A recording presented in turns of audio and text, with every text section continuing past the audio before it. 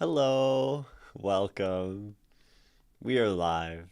It is I, Imogen, streaming on Twitch, live, poetry, words, language. That's great. Hello, welcome everyone. So many people. Hello, Thunder God Hulk being here first. Sulfar, Sandy, Aegis, Electman, Nikki, Wobbledopsy, Cabbage, Callie, Ray, Haffy, Tathada. Wow, so many people. Poetry, never heard of it. I never have either. This stream is the first time I will ever be talking about poetry on Twitch, and I am so excited to explore this uncharted territory on my channel. And I'm so happy to have you all joining me for such an innovative and unexpected stream that is certainly not derivative of the same thing I have been doing for over 100 streams in a row, probably. Finally got around to reading the first part of Goethe's Faust, aka reportedly the best work of German literature ever. I read the first few chapters of the first part of Goethe's Faust, and I really liked it. I really liked the ideas being set up in that work, and I didn't finish it because that's what I do with books. I don't finish them.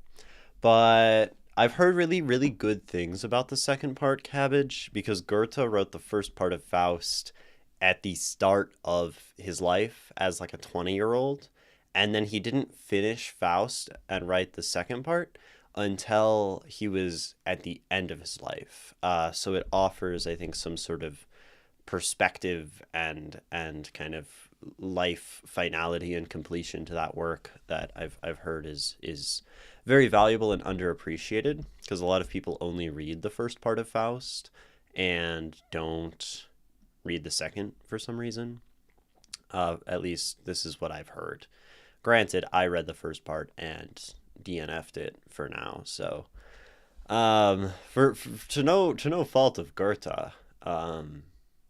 Goethe's Nikki, you've watched 60 streams in a row. That's insane. I love that Twitch tracks the watch. I guess you're a moderator, so it kind of makes sense. Not that like you have to be here, but like 60 streams in a row, that's crazy. I don't feel like I've been at 60 streams in a row. Um uh I would love to go back and revisit War and Peace since I read it so young. I remember loving Nikolai at first and hating him by the end. I have not read War and Peace. I have read the first part of Anna Karenina, and that's another one that I didn't finish. I don't feel like I have finished a book in a while. I guess that's not true. I listened to the audiobook of The Republic by Plato, and that counts as finishing a book. But I've been really bad about seeing those things through, and I'm not sure why. I mean, I sort of have ideas of why.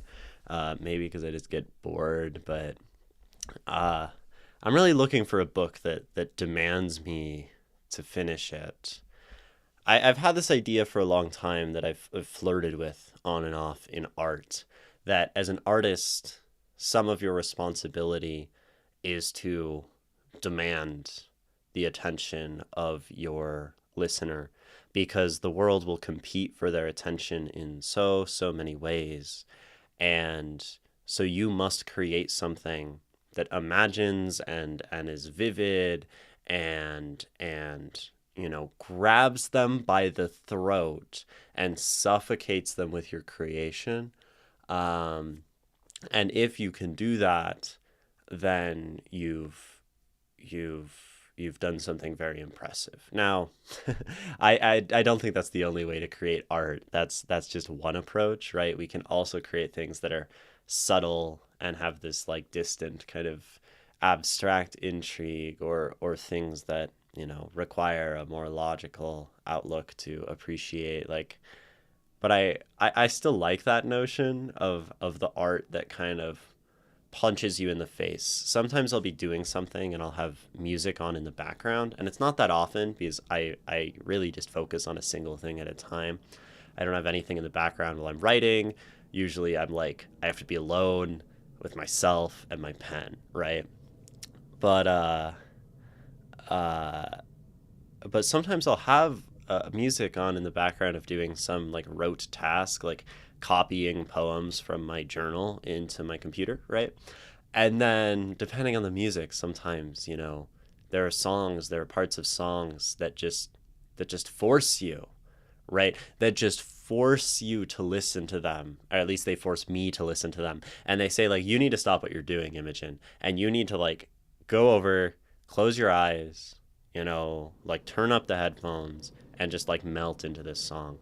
And I think there's a very captivating quality to art that does that. So, yeah, welcome in, Ace. Have I read The Essential Rumi? No.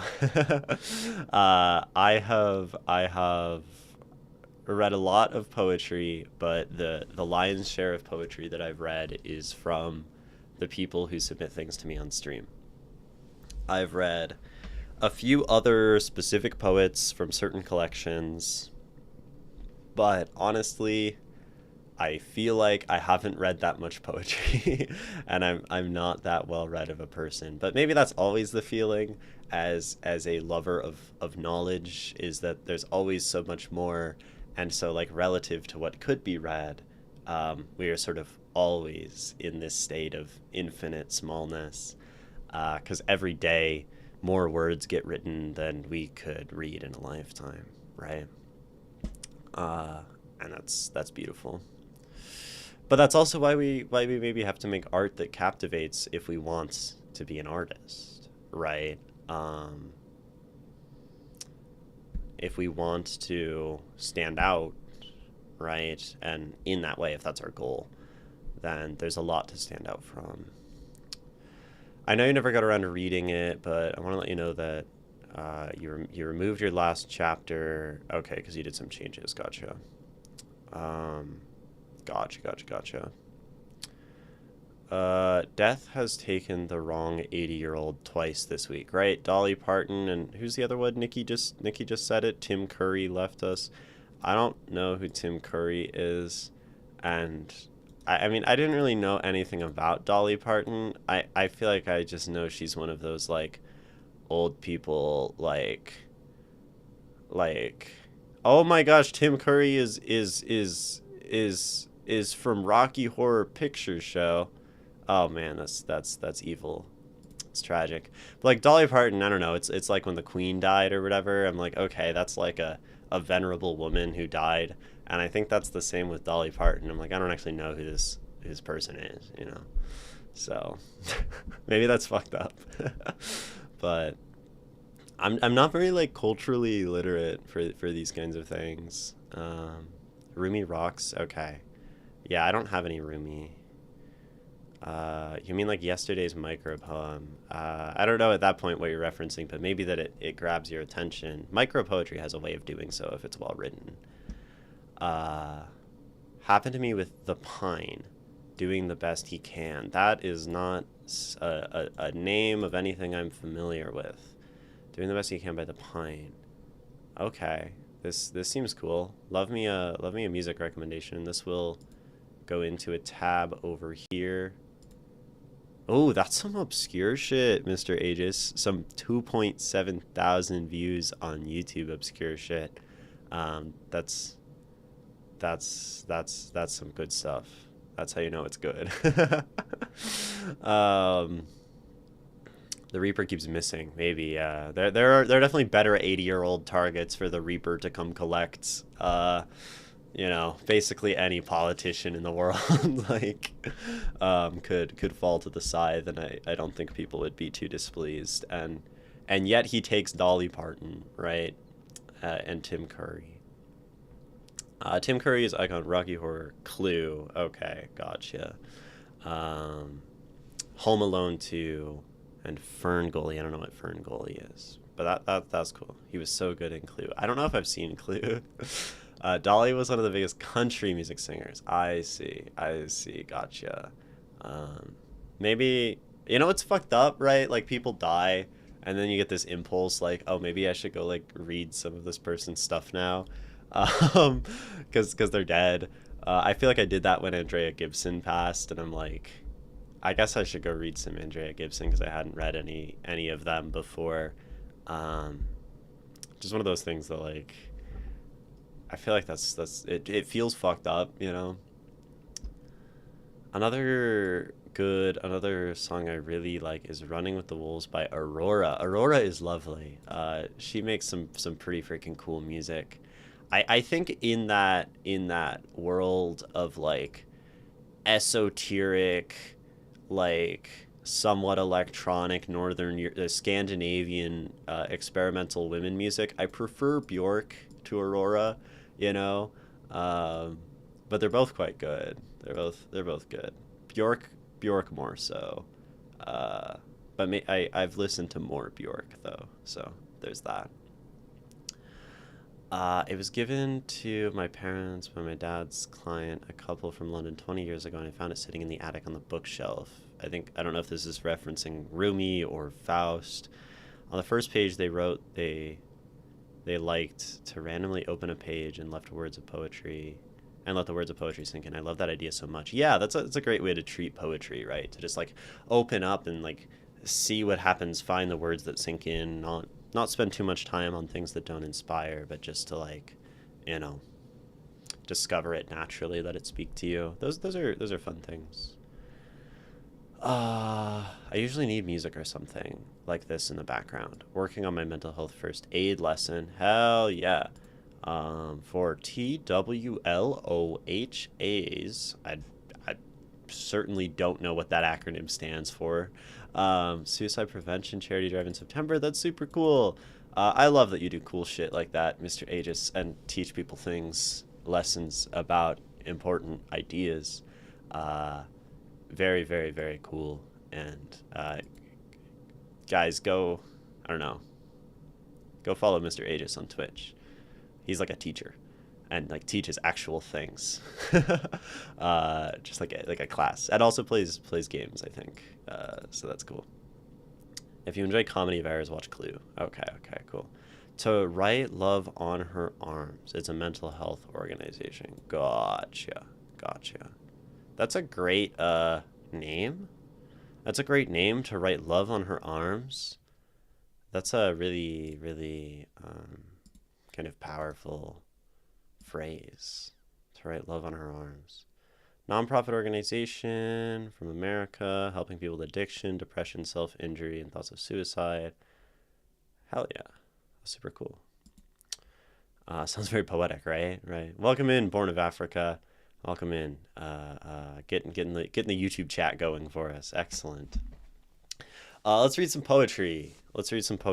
Because otherwise I'll start talking about the performance that I have later, and then it'll like occupy my mind, and I'll start tweaking out about the fact that I have to perform 20 minutes of poetry and music. So let's get into poetry. Who has things submitted to me? I think Mr. Aegis does, and I think it's been in there for like a long time. Maybe it hasn't been that long, and it's like a recent submission, but you've been around more lately. I don't know. Although I won't volunteer you if you don't want me to read it today. Who has things submitted? Good luck with your performance. I'm sure you'll do great. I will do great. I'm gonna go crazy. Following a story written about Renee Yohei, so definitely a literary connection. Interesting. I do too. Day before yesterday, I sent another micro poem via Google. Excellent. Probably won't do that one today because there are many, many, many people in this chat. Mine's pretty short. Not a ton in it to go over. That sounds like a challenge. I mean, Mr. Aegis, you weren't here, I think, for yesterday's stream. Hold on. Gotta turn on the webcam. Okay, you weren't here for yesterday's stream, Mr. Aegis, but we read a poem that was... Sorry, this is my, like, world building stuff. Um, we read a poem that was 5 words long last time, if this lets me pan around on my screen. I hate when this does this. Um, it like breaks. Oh my gosh. Why are we doing this? We read a poem that was 5 words long. And we talked about this thing for that was yesterday, 2 days ago. I don't know how days work. I feel like yesterday is like um uh yesterday is like the last 4 days, you know? And we did all of this discussion about it. So definitely isn't length is not a necessarily a factor to the depth with which we can read something. You always have something submitted, Nikki. Yes, yes, yes, yes. Um, yeah. Cool, cool. Yeah, Sandy, you already submitted. You think you did it correctly. Yeah, it looks like you did. Which is dope. When did the Mr. Aegis poem come from? I think it's like goes way, way, way, way, way back. Look at all these submissions. It's always so cool. I'm gonna like miss it, you know. I scroll through and then things always get lost. Yeah, this was 20 days ago. I think right, we never read Glass Eye. Um so I think oh, and you even put the oh, it was written as you were listening to that song that you just shared. Interesting. Interesting. Yeah, let's read your poem if you're fine with that. Mr. Aegis. Cuz that's cool. Um Oh, and Sulfar Sandy, the point redeem for me next doesn't do anything. It definitely is just a joke as a way to waste your channel points because it's always just an arbitrary decision that I make. And no amount of channel points will ever get me to do something that I don't want to. So, not that I don't want to read your poem, but like, you know, it must be the thing that whim calls me to in that moment. So there's that. Gotta, but it's good. It's good. It's good to have people recognize the hubris of the channel points and understand that, you know, this world is not an economy nor a democracy. It's a brutal, artistic, authoritarian dictatorship. Maybe a monarchy run by a philosopher king. That's how this stream is set up. Me being the philosopher king, and you all being my willing subjects. Yeah. That's how we do it here. Obviously, philosopher kings are on my mind if I was reading Republic recently, right? You've waited a month or so for a read. Yeah, I think it's interesting. It depends, right? Because it's like there's the when people submit, and then there's like the what I want to do, and then there's like the how long it's been since the person has actually had anything, right? I don't think I've read an Aegis poem in like ages, so you know, it's all arbitrary. It's all just whim and circumstance. That's all life is. Mr. Aegis, do you have any questions about this poem? I feel like you're one of those who normally does not. Um, but you do say a pretty short piece, not a ton to analyze, mostly lyrical, written as I was listening to this song a lot. And maybe we'll listen to the song. I don't know. Or y'all can all, listen to it in your own jurisdiction or whatever. I just reject them. We have that power. Arguably, we do. It's psychologically healthy for us to feel a sense of control. It's psychologically healthy for you guys to think you have a sense of control and then for it to be ripped away violently. I think that's what this is really about. This is quite different from my usual classic Frost, Whitman, and nature descriptiveness style in more traditional format. Yes, you are normally very like that. So good to have something different. Different is always fun. Because different shows us a new side of someone in their art, right? Here's Glass Eye by Mr. Aegis. A face in the mirror, no name, a stare still frame. Black and white in worlds of color, cannot see, cannot reach. It's not me, it's not me, it's not me, it's not me. That's a lie. That's a lie. That's a lie. 5 selves ago or more the mirror told. No truths it shouldn't know, couldn't reach. Now it's me. It did its best. It did its best. It did its best. It did its best. That's a lie. That's a lie. That's a lie. Falling slow, falling slow, falling slow, falling slow. I didn't know where it goes. Where it goes. It's not me. It's not me. It's not me. It's not me. That's a lie. That's a lie. That's a lie. Just glass for eyes, glass for eyes, glass for eyes, glass for eyes, glass for eyes, glass for eyes, glass for eyes. That's a lie. Ooh, okay. Glass Eye by Mr. Aegis. A repetition poem, if ever I have seen one. A technique that is always a joy to talk about. I think repetition is so fun and such a lovely way to do poetry, right? To repeat things again and again and again. That's a lie, that's a lie, that's a lie. There's some really cool things I see on a first read, right? Like we have this whole parentheses situation, which is just like always an interesting grammatical choice. I love the parenthetical. It's something I have gravitated to for a long time in my poems, in my titles, right?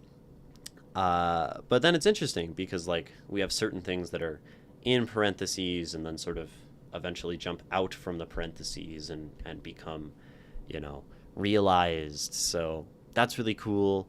I love mirrors, glass, right? All of this is imagery that's right up my alley personally. I've written a million poems about mirrors, so I feel like on a first read, I just really enjoyed this, right? Something interesting about these repetitions that I found as I was reading it, right, in the performance aspect, there's always this question with repetition, right, of how do you perform it, right? As we're reading this to ourselves and we see a bunch of the same phrase over and over again, right? It's not me, it's not me, it's not me, it's not me. That's a lie, that's a lie, that's a lie. If we just read it straight, if we just read anything straight in poetry, like, it's not exciting, right? It's not me, it's not me, it's not me, it's not me. That's a lie, that's a lie, that's a lie, right? When there's no shape, when there's no motion, repetition can be a bit something we have to suffer through, right? So then as a reader and as an interpreter of a poem, right, when we get to the point where we see repetition, it gives us this beautiful choice. And I think you all maybe noticed as I read through this on the first read, right, sometimes it would be, it's not me, it's not me, it's not me, it's not me. Slowing down, stretching out, right? That's a lie, that's a lie, that's a lie, right? Pushing. So it gives us a choice. And I think it's really fun to think about, like, the choices we can make and how we do those things as we interpret and analyze the poem, right? Because that can affect the meaning that we take away, right? That's a lie, that's a lie, that's a lie, is very different, right, from that's a lie, that's a lie, that's a lie. Right, those mean different things when we read them in different ways, and that's a very cool thing about just this notion of repetition or anything that sort of forces us to interpret the direction of something, right? is it kind of lets us place our unique mark on the poem as a reader. And that's pretty exciting. So we'll definitely have to talk about that one during this poem. Each line of the refrain is 4 statements repeated. The following line is 3 to indicate there isn't enough refutation for the prior lines, falling down 4 times, but only getting up 3. Right. Yeah, this is a pattern we have, 4 and then 3, and that could have a number of meanings, right? And as you say, your intention, right, to have us this parenthetical. The parentheses also implies some like distance here, right? Something parenthetical is, not quite formed. It's something quieter usually, I think, than regular words. So I think it's additionally effective to throw something like that. It feels more like an echo, right? It's certainly not as strong to have that's a lie, that's a lie, that's a lie presented as such, relative to it's not me, it's not me, it's not me, it's not me. Right? So we have this question, right, that the poem then asks. Is the parenthetical kind of true? Is the parenthetical this echo? Is this parenthetical, right?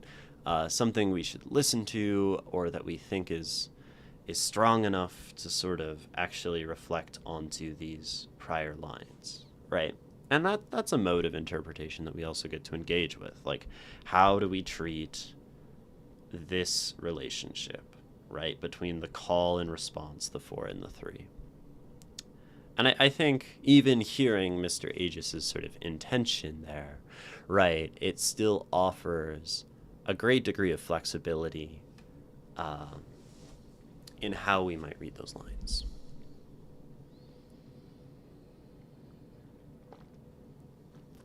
And that second line would, if lyrics, be sung under or behind another singer doing the first line.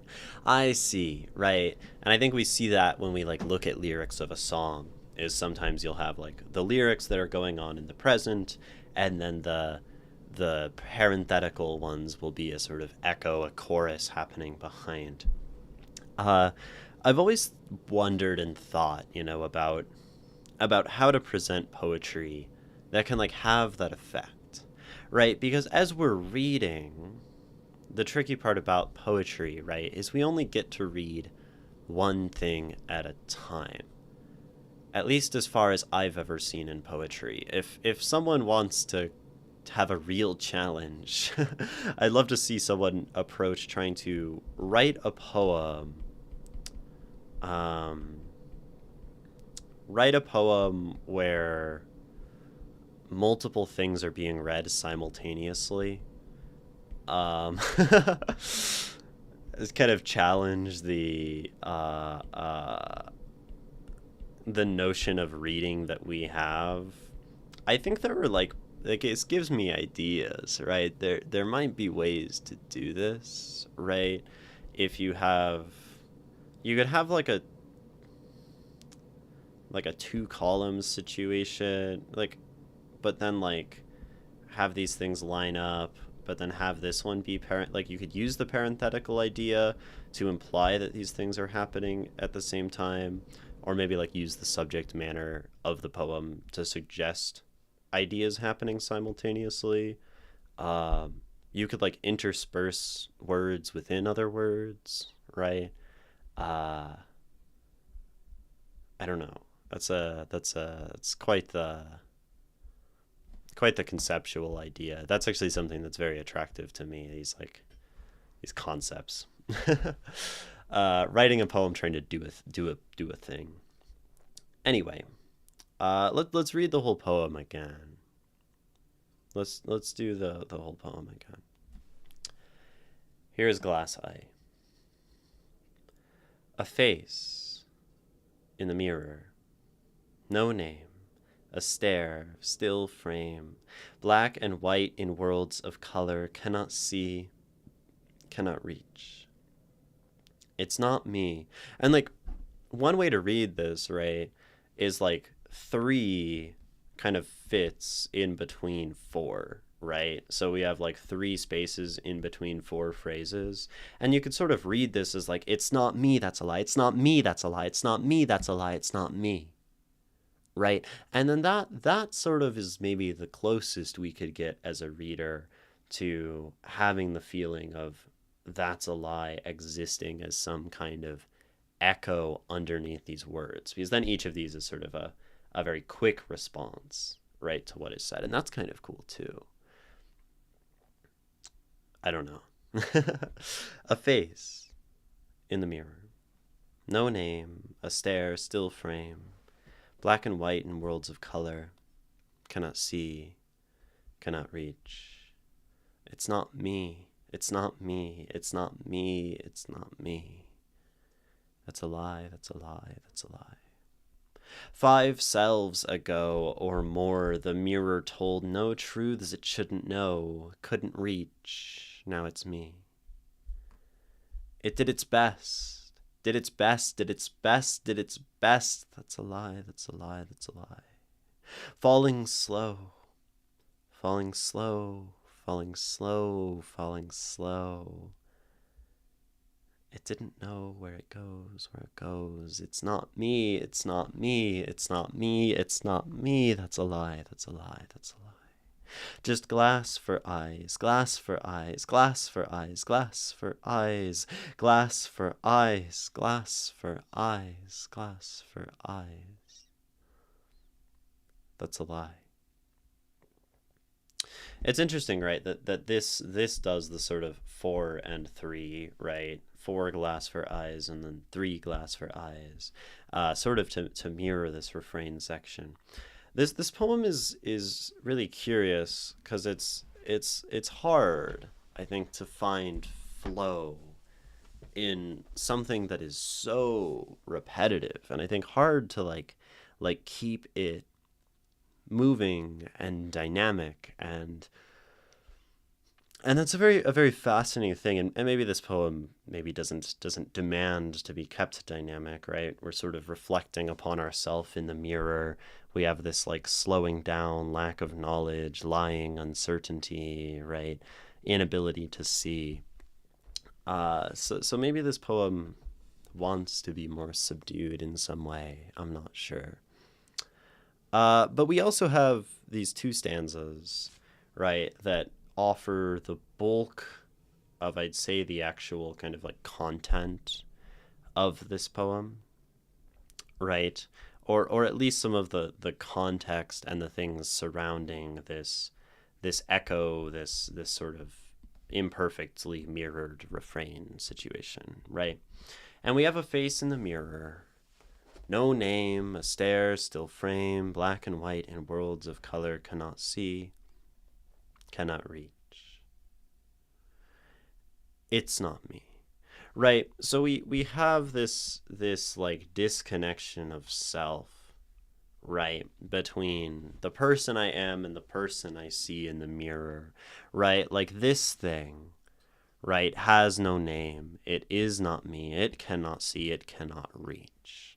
So then there's something about this reflection that becomes, inhuman. Interesting, right, to describe it as black and white, right? As even though, of course, a mirror like functions in color, right? It is so distant that it seems to lack the color, lack maybe like the vividness of the world, right? By just being this like sort of emotionless, empty, reflection of self and reality. Yeah. The context is up front, and then the reader/author's choice is quickly broken down to repetition. Yeah, we definitely sort of like lose a fidelity of thought, and I think even from like one stanza to the next, right? We have like pretty concrete imagery, right? The face in the mirror, these sort of qualities of it. And then by the next one, it's like 5 selves ago, right? or more the mirror told, no truths it shouldn't know, couldn't reach, now it's me. Right? And suddenly we have something much more abstract, something much more like unhinged, right? The mirror told no truths it shouldn't know, right? We have this kind of like normative moral idea of should, right? We have this now it's me, right? So this idea that we just had sort of being refuted, and if the mirror becomes me, right? We're starting to get pretty like uh, uh detached. And right, we go from cannot reach to couldn't reach, right? So this mirror self couldn't reach me, from the mirror, and yet it couldn't reach, which means now it can, is one way to read that. And so, right now we've somehow like combined with this mirror, right? And we have 5 selves ago. The idea that this person is sort of like rapidly changing, um, like becoming something different. We have this sort of like, I guess, transformation, right, that happens in the middle of the poem, and into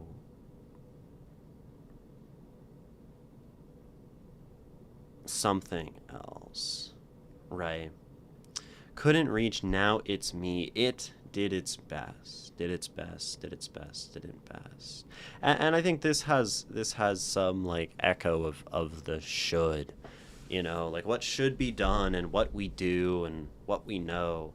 Um, but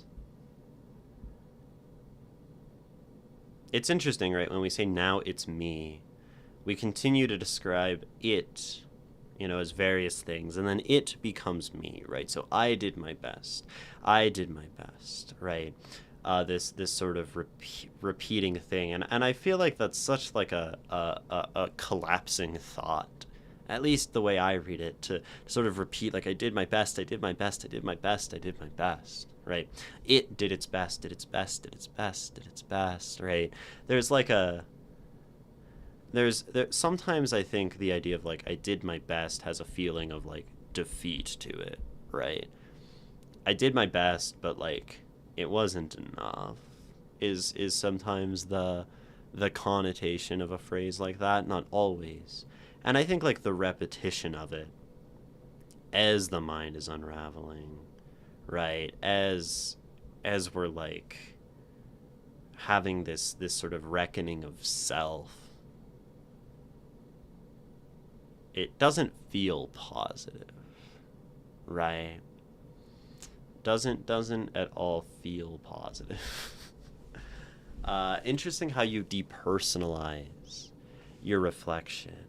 Yeah, yeah, and I think it's interesting. Right? The idea of the reflection, right, is sort of by looking in the mirror, you you become like you confront yourself in some way. Uh, at least that's what I do in the mirror. I will like stare myself dead in the eye in the mirror for long periods of time and just ponder my own existence and confront my notions of who I am.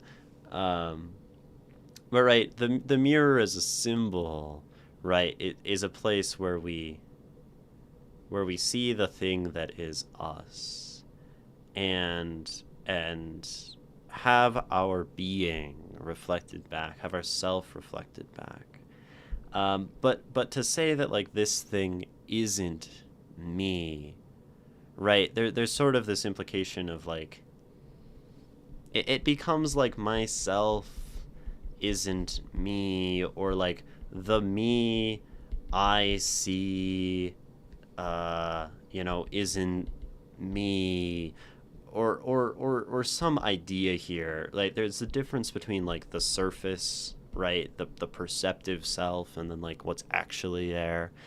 Um, so it's very. I think there are a lot of ways to read this kind of mirror thing, and have it, you know, reflect back on this poem. But it's interesting, right? We go from this like did its best, And then we have like falling slow, right? And this is sort of a fascinating line in a poem that doesn't really have a lot of concrete context, right? We have the face in the mirror, but it's all very vague. And the only sort of direction we have is this idea of like reaching, right? Couldn't reach, cannot reach. And that feels kind of like falling in a way. Part of me thinks that like there's like couldn't reach as like reaching out from the mirror or reaching into the mirror and being able to like contact this self, right? Like the self in the mirror is, we'll say, uncontactable. uh so maybe there's this idea of falling somehow away from this mirror or this self, right? or or we could even think of falling slow as like some notion of self falling away in this poem. It could also just be sort of beautiful, right?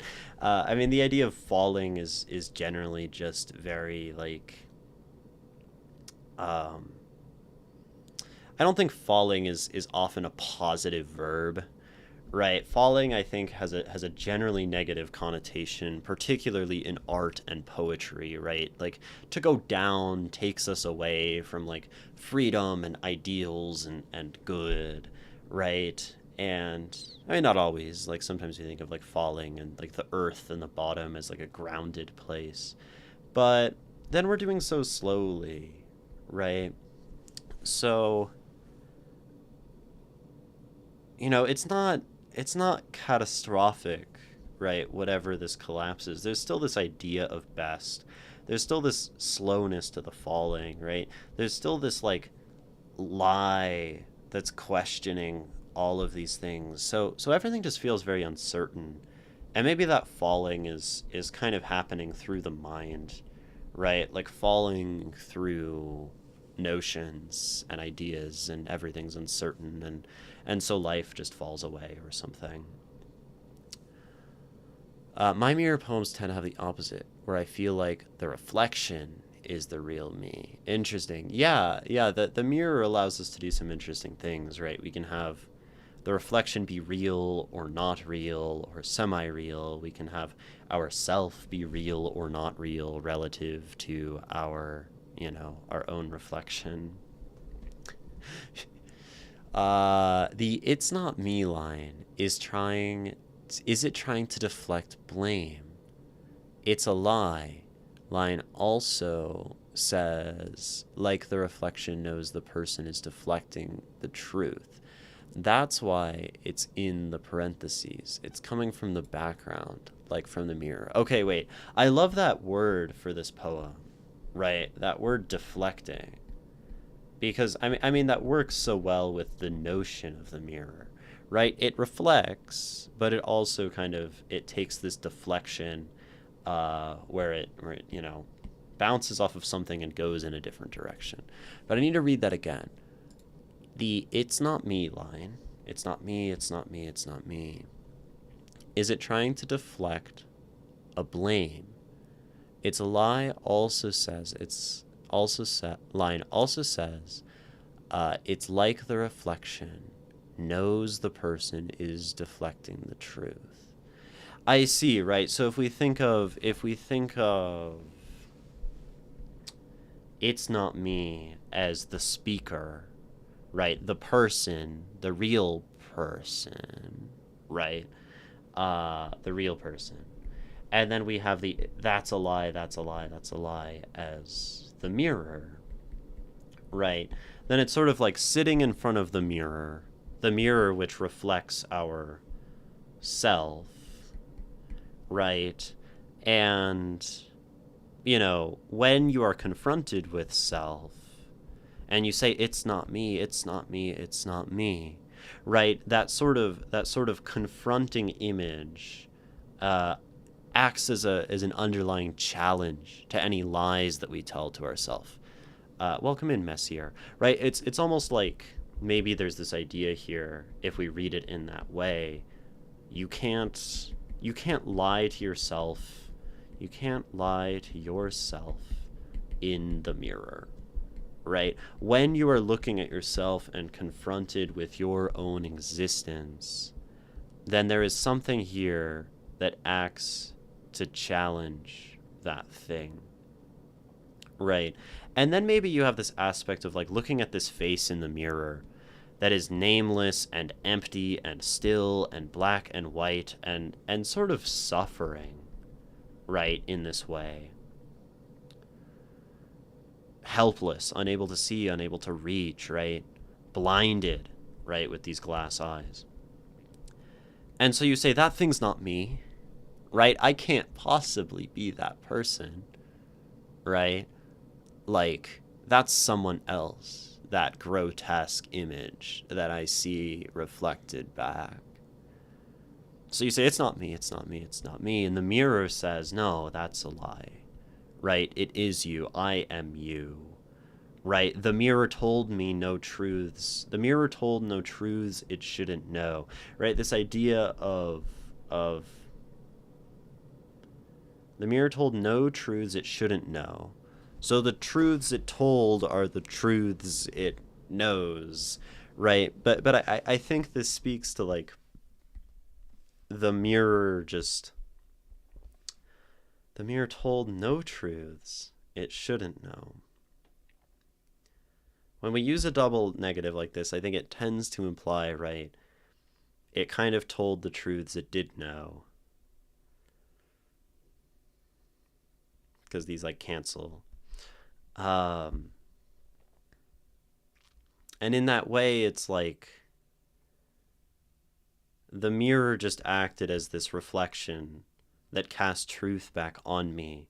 Maybe it doesn't know anything at all, but the fact of me looking at it like casts my truth back onto me, right? And challenges my desire to escape, right? It did its best. And even this, right? To look at this sort of, non-self self, right? And it says like, well, no, right? If this is the face in the mirror, then clearly it didn't do its best, which is quite a, this can be read as a very like harsh, I said earlier, like reckoning of the self, right? This realization of like what I as a person have become, and the mirror revealing that. So through self-reflection, you sort of recognize your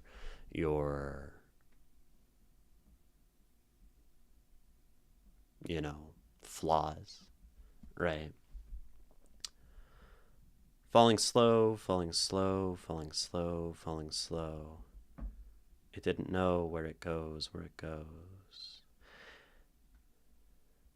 And then this could then kind of be representative of the fall to this place, this fall into the nameless, staring, empty, black and white place, right? The mirror being like, you didn't know this is where you were going to end up, but here we are, right? This is where it goes. It's not me, it's a lie, right?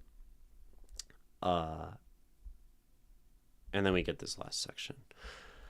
I didn't realize it until after, but it may invoke Red Dragon, where the killer put glass into the eyes of victims to see his own reflection in them. That's a badass detail. I'm not familiar with Red Dragon. Red Dragon. I presume that's like a book or something. But yeah, right, like to do this thing. Yeah, there's this idea of seeing oneself, right, as something that's very important, and that sounds like it would be quite powerful and symbolic in that story, right? It's a prequel to Hannibal that stars Ed Norton. I see. That's fascinating. One can only tell the truths that one knows. Right. So the mirror told no truths it shouldn't know. Right.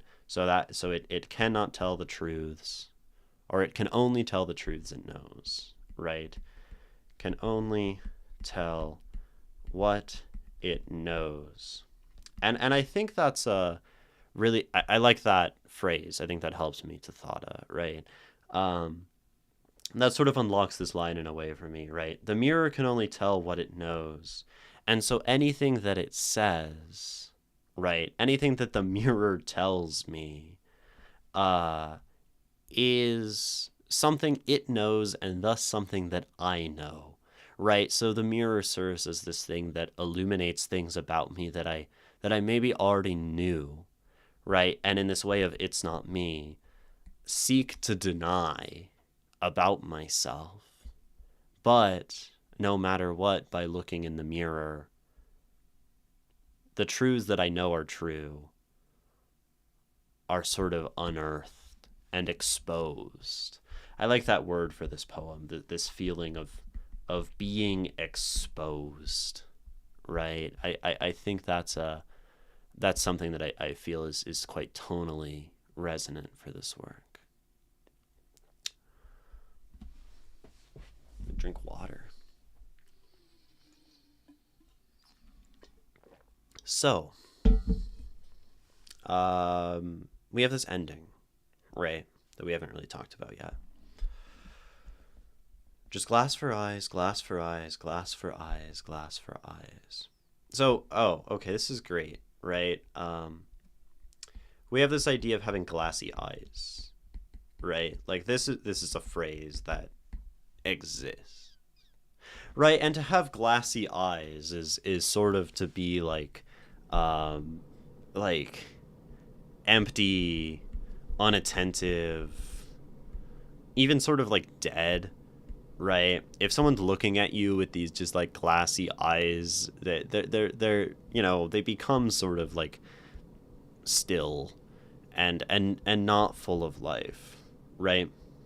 So to say just glass for eyes, of course, like points us back to the idea of, right, the mirror itself, right? The fact that we're looking at these eyes in the mirror. The cool thing about a mirror as well is like to see your eyes in the mirror, right? You have to look at your eyes. And if you look away, right, because you're always like seeing the reflection, you no longer get to see your eyes because now like they're also looking away in the thing. So the only way to like look at your eyes in a mirror is to look directly into them, right, and make this like direct contact, which is a really cool thing. I spend a lot of time doing that in my life. But anyway, right, so we have these glassy eyes, um, and so they're like still, and so they're empty, and so also it's like, you know, the only way I can really see my own eyes is in the glass of reflection. The only way I can see myself, and even this, window to the soul or whatever, right, is through, the sort of reflection of them. But it says like glass for eyes, glass for eyes, glass for eyes, glass for eyes. Glass for eyes, glass for eyes, glass for eyes. That's a lie. Right? And to say I have glass for eyes, right, is maybe to sort of say like I am the reflection, I am just this empty, hollow thing. But then the like that's a lie comes from me, right? It comes from the person that is not the parenthetical reflection, if we are to read it that way. And then it's like, it's as though it says, well, like, no, right? These are just thoughts in a mirror, right? This is just the sort of like collapsing mind as it confronts itself, and all of that is sort of this illusion, right? This smoke and mirrors, this moment, that like that's a lie. I feel like almost casts an uncertainty by casting it on glass for eyes, casts uncertainty back on the entire poem, right? I mean, the poem is called Glass Eye, right? Also, glass eyes, right? They're like an imitation when someone has a glass eye, right? They exist to look like an eye, but they have no function, right? So they're this sort of like, right, they have like the surface characteristics of an eye, but they lack like the meaning or use or actual, like reality of those things, right? uh and I think the reflection is acting in the same way, but in this sense, like, it shows characteristics that one cannot grapple with, and so is sort of rejected. But it still speaks, but it isn't me, and at the end of the day it isn't me, but it's like done something for the way I see myself. It's a fascinating, it's very, a lot of, I think, a lot of like nice layers to this poem, and I think it allows a lot of different perspectives, and I think it allows a lot of reflection and specific reading, because yeah, it's vague enough that I think many people can read this in many different ways. It's like a photograph. Some people are weirded out by photos, or historically thought they were bad, capturing a frozen moment. I get weirded out seeing old photos of people long dead. Yeah, it is very much like that, right? When we capture a thing, and it's like looking in the mirror this way. You look into your own eyes, and you capture yourself for a moment, right? And it's sort of this captivating thing where you can look at yourself only until you turn away, and it can kind of only exist in that moment. Uh, but it is very uncanny, and there's also this fact just naturally of the reflection, as it's like backwards, right? You can never see yourself as you truly are, and that's such an interesting thing about the "it's not me" line, right? Is like the mirror is not me, but at the same time the mirror is me, right? And I think that's why it's such a compelling symbol, right, in poetry. It gets used so often because the mirror naturally has this fuzziness of like it is self, but it has this big question mark attached to it, right? That really gives it a lovely degree of uncertainty to a work. Like in the beginning, the speaker is deflecting, going against what the mirror says. The speaker doesn't like what they're seeing, what they have become, but in the end, what if the speaker becomes their reflection? Like they dissociated completely, hence the term glassy eyes. Right, I think glassy eyes, yeah, there is that feeling with this of, you know, dissociation. And that's a good way to put that, right? They don't have any perception of things, like they've kind of abandoned themselves. I think that makes a lot of sense for this work, right? They fall into this dissociative state, staring back at themselves, and I think that's how self-reflection generally can be. Like, if we spend forever, sort of like philosophizing and questioning every aspect of ourself, and like going in this like self-referential circle of thought, right? Looking at ourself in the mirror, I think we eventually reach this truly dissociative state where we like we sort of forget the world. And I think this is like the problem with like a lot of philosophers, particularly the ones who become like real assholes in their life, right? We have the idea of like the philosopher as someone who is like haughty and distant and like often eccentric, right? Because these people become like so obsessed in self-referential thought, right, that they dissociate from anything outside of themselves, in a pursuit of understanding themselves and the world, kind of ironically. And so yeah, I think this poem charts, right, the slow fall into the complete dissociative state of self-reflection, right? Um, and then from that point, uh, you know, this, and so you end up in that empty state, and then it kind of cycles back at the end, right? That's a lie, right? As to say, as to say that, all of this is just something suspended from reality, right? Something detached and distant, and as soon as you look away from the mirror, as soon as you look back outside of yourself, you return, as this says, right, to that world of color. Greg Prime, is that supposed to be a girl? Nope, it's not. um, so yeah, I think this is um, quite a beautiful map of this unraveling, this dissociation, and all of that. Wobbledubsy, but I thought you were the philosopher king. You know, maybe that means I am just you know detached and unraveling into notions of myself, and maybe that's why the idea of the philosopher king fails. Who knows? I think the issue is maybe that this has many definitions and many ways that people approach it. But yeah, this poem's pretty cool. Does anyone have any like other questions or thoughts, or particularly your own interpretations or ideas that differ from what we've already talked about here? Because that now would, I think, be a lovely time for those kinds of things.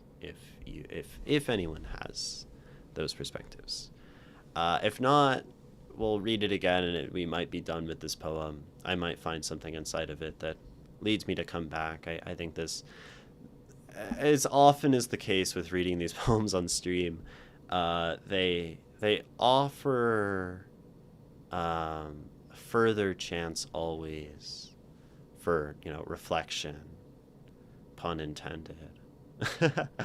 uh, Although maybe there is something to be said about talking about the repeated lines and how one could go about reading those. We didn't get into that yet.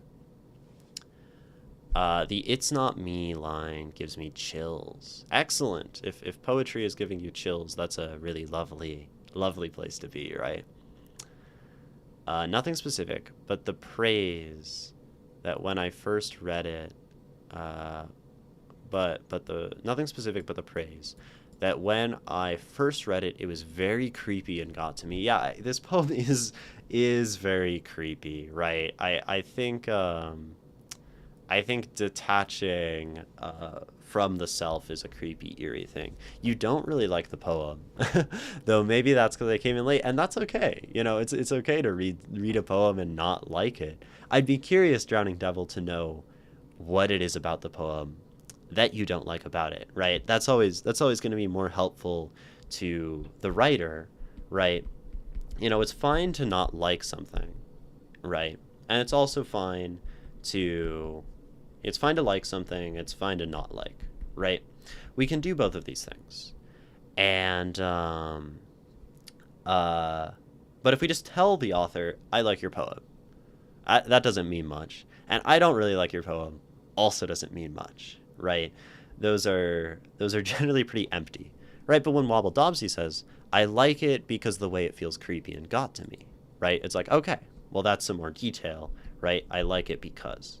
And I think that tells our author something more valuable, right? We need more Drowning Devils. I want people to give me honest opinions. Yeah, I think it's awesome to read a poem and say, like, I don't really like it, right? But I think not like also warrants a because, right? And it can be like, well, this is way too abstract. This feels like it's floating in space and doesn't tether itself to anything. Like da da da da da da, right? Like, the themes don't vibe with me or whatever. Honestly, I just don't really like the excessive repetition. It's more of a personal preference than an actual critique. I can see how it can be good. Yeah, and that's totally fair, right? This poem repeats a lot. And I think like there is an aspect where like it makes this poem harder to read and enjoy and get into, right? Because you have to process this like it did its best, it did its best, it did its best, did its best. That's a lie, that's a lie, that's a lie. Falling slow, falling slow, falling slow, falling slow. It didn't know where it goes, right? It's right, really repetitive. So I definitely like see that, right? Honest dislike is great and it's brave to articulate. I think it is more brave. I think it is more brave to express dislike than it is to express like. Right? The automatic response when facing art for most people is to be like, "Oh, I really liked it. You know, that was good." And then that's it, right? Um and even to say like, "Nah, I didn't like it, dude." Like that's way more like interesting, right? Than saying you like something. And then if you can say I don't like it because this thing, then it's like fuck yeah, right? Um, you've done something unexpected. Honestly, I really hated repetition until I started writing villanelles. Now I see the trap they spring, and you certainly like your villanelles. um, the nervous breakdown feel of the repetition can certainly be difficult to read. Yeah, I feel like I wanna try to read this again and like really go for like the mind falling apart as someone who's had that sort of like repetitive.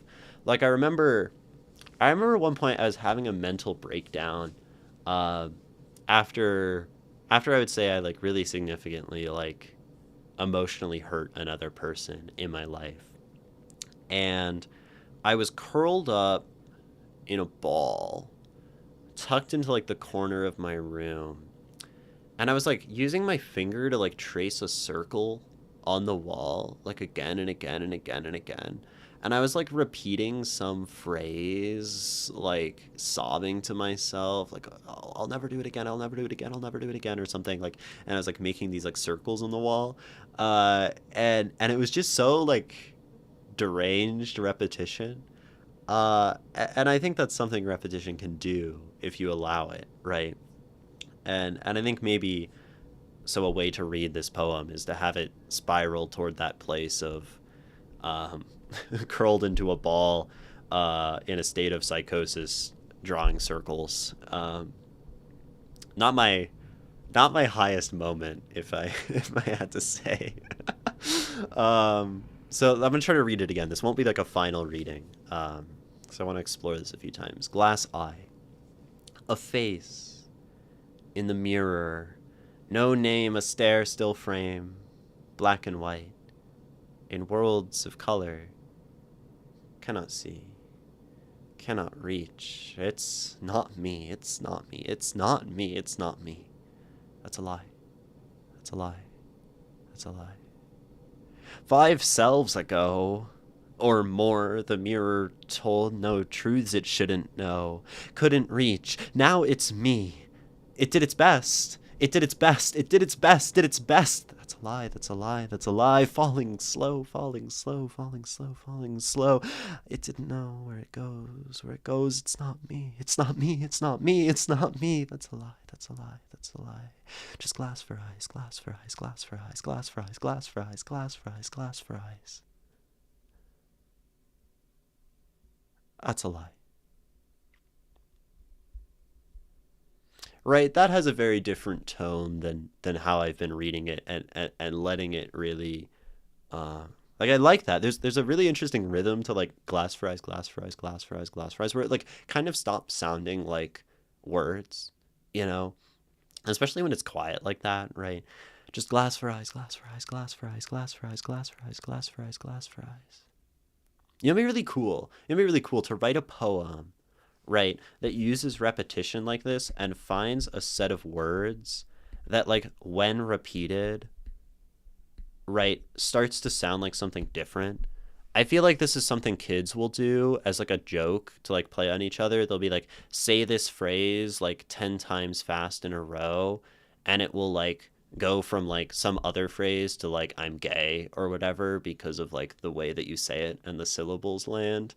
I think it'd be really cool to like play with that sonic technique in a poem, right? Where you have this like uh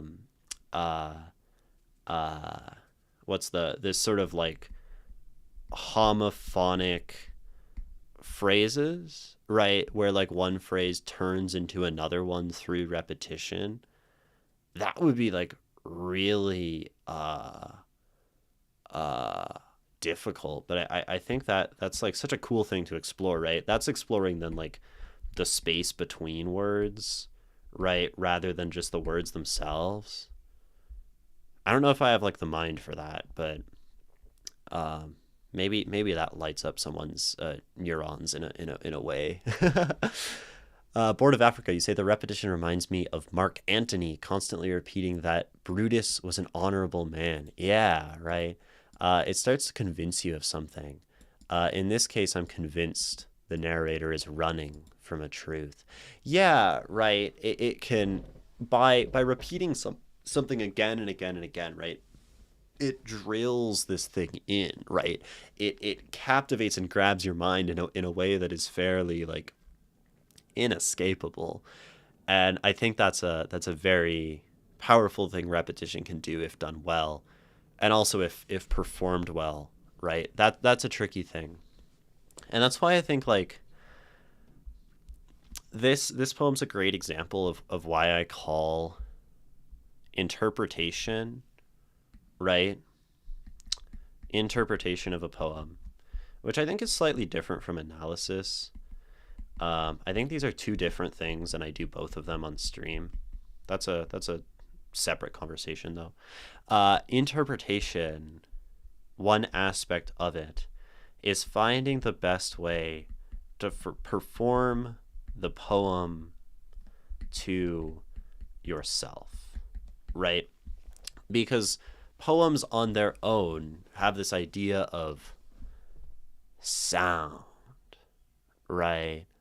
Um, they have this uh, they have this often musical or performed aspect to them. And a page doesn't perform to you. So, in the search of beauty, if we want the greatest beauty, we have almost this like responsibility to ourself, right? Responsibility to self, right? To perform this poem in the best way we can. And repetition, right? This poem really allows for that, right? Because if I read this poem, right, um, with little interpretation, a face in the mirror. I can't even read a poem like entirely flatly anymore, but a face in the mirror, no name, a stare, still frame, black and white, in worlds of color, cannot see, cannot reach. It's not me, it's not me, it's not me, it's not me. That's a lie, that's a lie, that's a lie. 5 selves ago, or more, the mirror told the truths it shouldn't know, couldn't reach. Now it's me. It did its best, did its best, did its best, did its best. That's a lie. That's a lie. That's a lie. Falling slow, falling slow, falling slow, falling slow. Okay, wait. There's kind of a cool rhythm to this poem, though. Like it didn't know where it goes. Like we have this da da da da da da 5 selves ago or more. The mirror told no truths it shouldn't know, couldn't reach. Now it's me. That's a really interesting way to read a poem. But that's like way super boring, for the most part, right? And so when we don't, perform the poem to ourselves well, I think the poem can become way worse than it could be, right? And so I think that's a really important like lesson that I've gotten from these streams is like the poem sometimes is as good as you can perform it back to yourself. And sometimes it's to not appreciate a poem. And I'm not saying that people aren't allowed to like things. Like I love that Drowning Devil said that they didn't like this poem. But sometimes a dislike comes from a lack of imagination, right? A lack of the ability to make a poem good. And I think that's also why I talk about interpretation as an act of creation, right? When we see a poem, we have this opportunity to make of it the most it can be. And that goes for any piece of art. But if we don't take this creative act toward reading, then we lose something for ourselves that we could have, which is pretty cool. This is the first poem analysis I watched. Somehow I got lucky and my poem got picked immediately. Yeah, so sometimes like new people come in and I'm like, I want to do the new person, right? I think it's interesting that you stick to the mechanics of the images and not go into dream analysis territory. Is that where you draw the line and you don't want to cross it when analyzing poetry from others? Right. So you can do this thing with a poem where I can say like, well, now let's take this poem and look at Mr. Aegis and what this tells us about this person's mind, right? And it's an interesting idea, right, to do something like that. But I'd say I definitely prefer to stick to the mechanics of the poem, right? So, okay. Back to this. Now I can talk about this. Analysis versus interpretation, right? So, to me, right, analysis is like you say, the mechanics. What are the meanings of these words? How do these things interact with each other? What are the ways, that this can be interpreted? That's not interpreted, but like understood from the perspective of the words on the page, right? And then interpretation is how do I take the words on the page and connect it to like my experience? And part of that is the performance of the poem and making it the most beautiful for me. Part of that is when I talk about like, oh, this reminds me of the times when I stare into the mirror and confront myself. Or this reminds me of the time when I curl up in the ball raving mad, 2 years ago in October, right? And so that's like interpretation. And I do think that's a very interesting point to Thada, that there's another aspect that we can take with poems, right? And that would be the angle of, I guess we could just call it the psychoanalysis, right? Psychoanalysis, right? Where like we can understand maybe or try to understand things about someone, the person, the author, from the art they create. But I do think that like, so a lot of people like I know a lot of people and artist friends who tell me that like when I read art, I'm really, really interested in like this idea of like getting in the head, right, of the author, right? And asking this question of like, what were they thinking? From what origin did a poem like this come? What does this tell me about that person, right?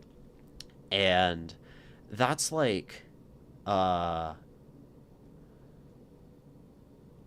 it's fundamentally speculative. Like all of that, any of that, what was the author thinking, I think falls into this realm of psychoanalysis, right? Now, a lot of people rail against the sort of dream analysis of Jung and Freud because it's sort of a fundamentally speculative thing. And that's not why I avoid it, right? But I do think there's an aspect. Okay, I have two thoughts on this. One is like,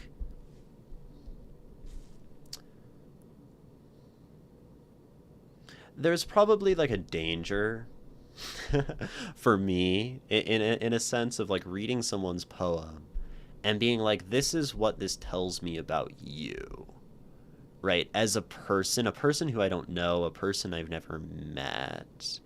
And that's sort of very like, I feel like it could cause problems, this being a Twitch stream, right? I think it also sort of leans in a way into like the parasociality. That being said, I also have the Point Redeem on Twitch for dream analysis, where people send me their dream, because you're right, dream analysis is very close to poetry analysis, right? You're looking at the symbols and the things that emerge from someone's mind, and drawing a line and speculating on how that could connect back to them, right? So these are very similar modes. I agree. The other thing about this is I think the sort of dream analysis, or the psychoanalysis, we'll say. I think psychoanalysis works best with volume. I say this because, one, there are people in my community who I've read a lot of poems from, right? Oh, that's a great point, Waldowski. Remember, kids' dream analysis must be consensual. Someone might not want to come into a stream and have me start talking about, like, this maybe represents your trauma and your relationship with your mother, and this is a symbol that represents masculinity in some way in your life, and it's this, like, latent force, and da-da-da-da-da. That's a great point. I think that kind of analysis should be a consensual thing. I don't think you should psychoanalyze someone without their permission. But I think another thing is volume. I've read a ton of Charles Bukowski. He was like the first poet who I read a lot of. I read like 30 or 40 of his poems and like analyzed them. And I feel like from this, I know some things about Bukowski as a person, but it's not from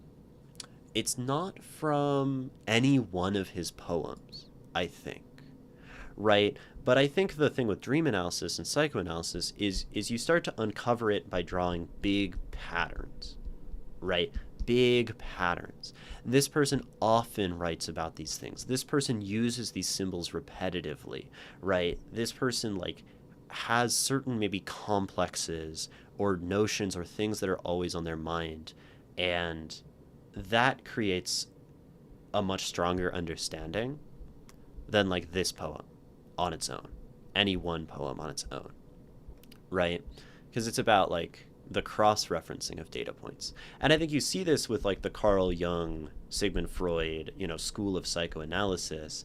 They talk about how the more dreams they analyze from someone, the more effective it is, right? Because you get to draw these, you have this larger like corpus of symbol, right? That you can connect back to that person.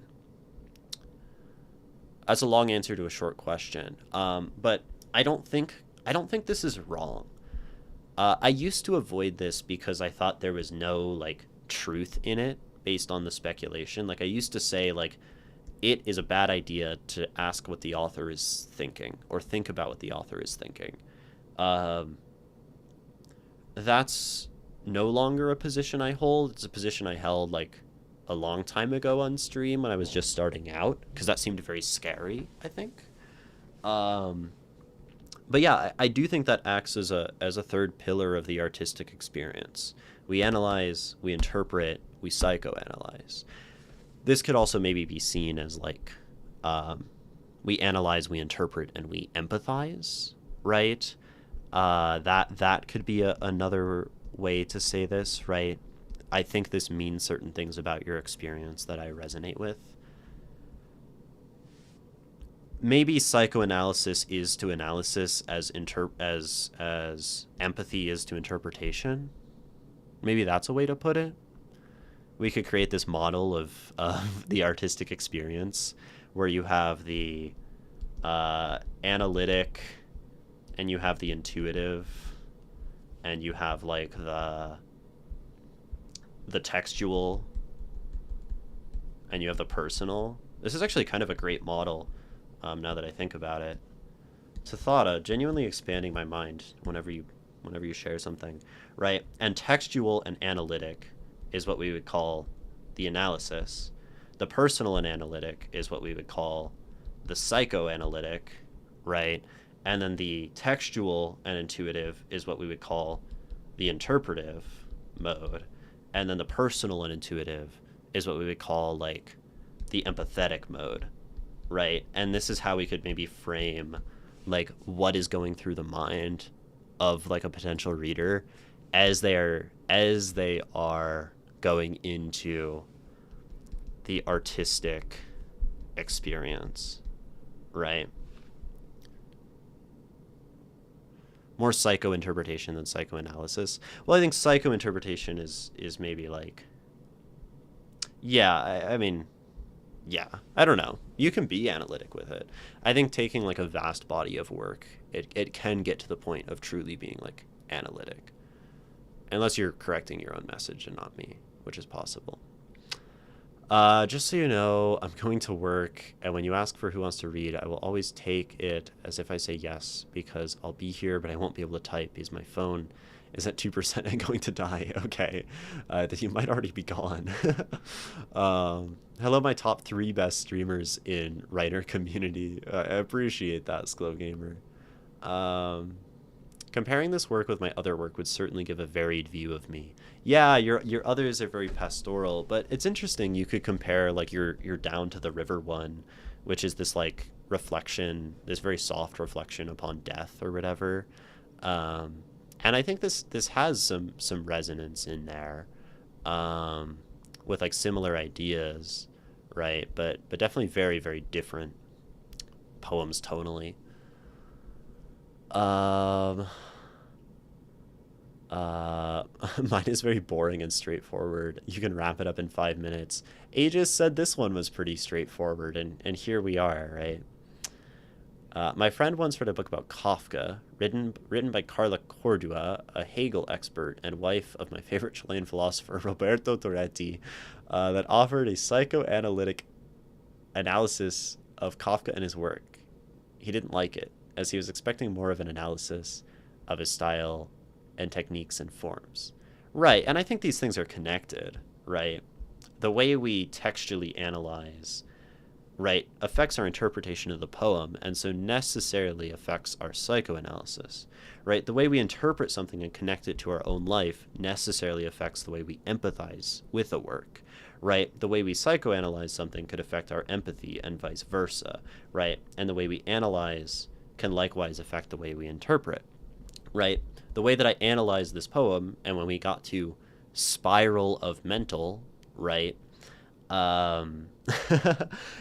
made me interpret the poem differently as a performer, because then I wanted to read it as just glass fries, glass fries, glass fries, glass fries, glass fries, glass fries, glass fries.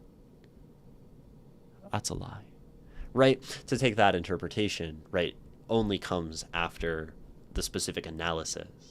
Right. And then the empathy helps me interpret, because I can take my own experience and place it into that. And all of these things then become like interconnected. I feel like this is something I could write an essay on. This actually seems like a quite a cute, concise model that I was missing some pieces of for a long time. I agree with you. I feel like there's a middle ground where one does not generalize about a person, which would require volume, but state that poem seems to grapple with X. Yeah, it's like, yeah, it's just data points, right? It's just data points. Okay. Does anyone have, I was about to say the same. It's a very interesting idea for an essay. Yeah. Does anyone have parting thoughts about this work, or any of these ideas as well? But mostly about this work, because these start to really diverge heavily from the work itself, and we could keep talking about this kind of stuff, but we should probably like wrap up the poem if that's the case. Yeah. Any other questions, comments, interpretations? Like we've been talking not about this poem for like 30 minutes, so if anyone actually had new interpretations, I'd be surprised, but I'm guessing none. I'm guessing it's time to wrap up in before we go metaphysical, right? We always go metaphysical on this stream, it seems. Essay idea: exhausting nature of empathy without boundaries. Yeah, I actually have a D&D character right now whose purpose is to explore the pain of empathy. She's like this psionic mind princess who's like a religious leader, and she can like hear the psionic ripples of other people's minds and feel their pain. And so she has like undergone this great training to like experience the pain of other people and sort of like take it on. It's a fun notion, right? Anyway, I think we're done with this poem. So here is Glass Eye by Mr. Aegis. Glass Eye. A face in the mirror. No name. A stare. Still frame. Black and white. In worlds of color. Cannot see. Cannot reach. It's not me. It's not me. It's not me. It's not me. That's a lie. That's a lie. That's a lie. 5 selves ago or more, the mirror told no truths it shouldn't know, couldn't reach. Now it's me. It did its best, did its best, did its best, did its best. That's a lie. That's a lie. That's a lie. Falling slow, falling slow, falling slow, falling slow. It didn't know where it goes, where it goes. It's not me. It's not me. It's not me. It's not me. That's a lie. That's a lie. That's a lie. Just glass for eyes, glass for eyes, glass for eyes, glass for eyes, glass for eyes, glass for eyes, glass for eyes.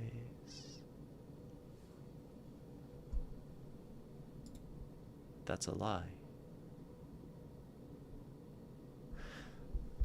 Glass Eye by Mr. Aegis. Thank you so much for submitting this poem, sharing it with myself, and of course sharing it with everyone else in chat for their reading, interpretation, enjoyment, and collective pondering for everyone's opportunity to analyze, psychoanalyze, interpret, and empathize with. Thank you. I read these poetries with utmost gratitude because I need them for stream to function, and I need them for me as an artist to be inspired and continue to grow in my craft. So my craft, Minecraft. Yeah, lovely. Thank you so much. I get an A plus, Mr. Aegis. That's so awesome. I'm honored to have an A plus from Twitch's coolest teacher. Um,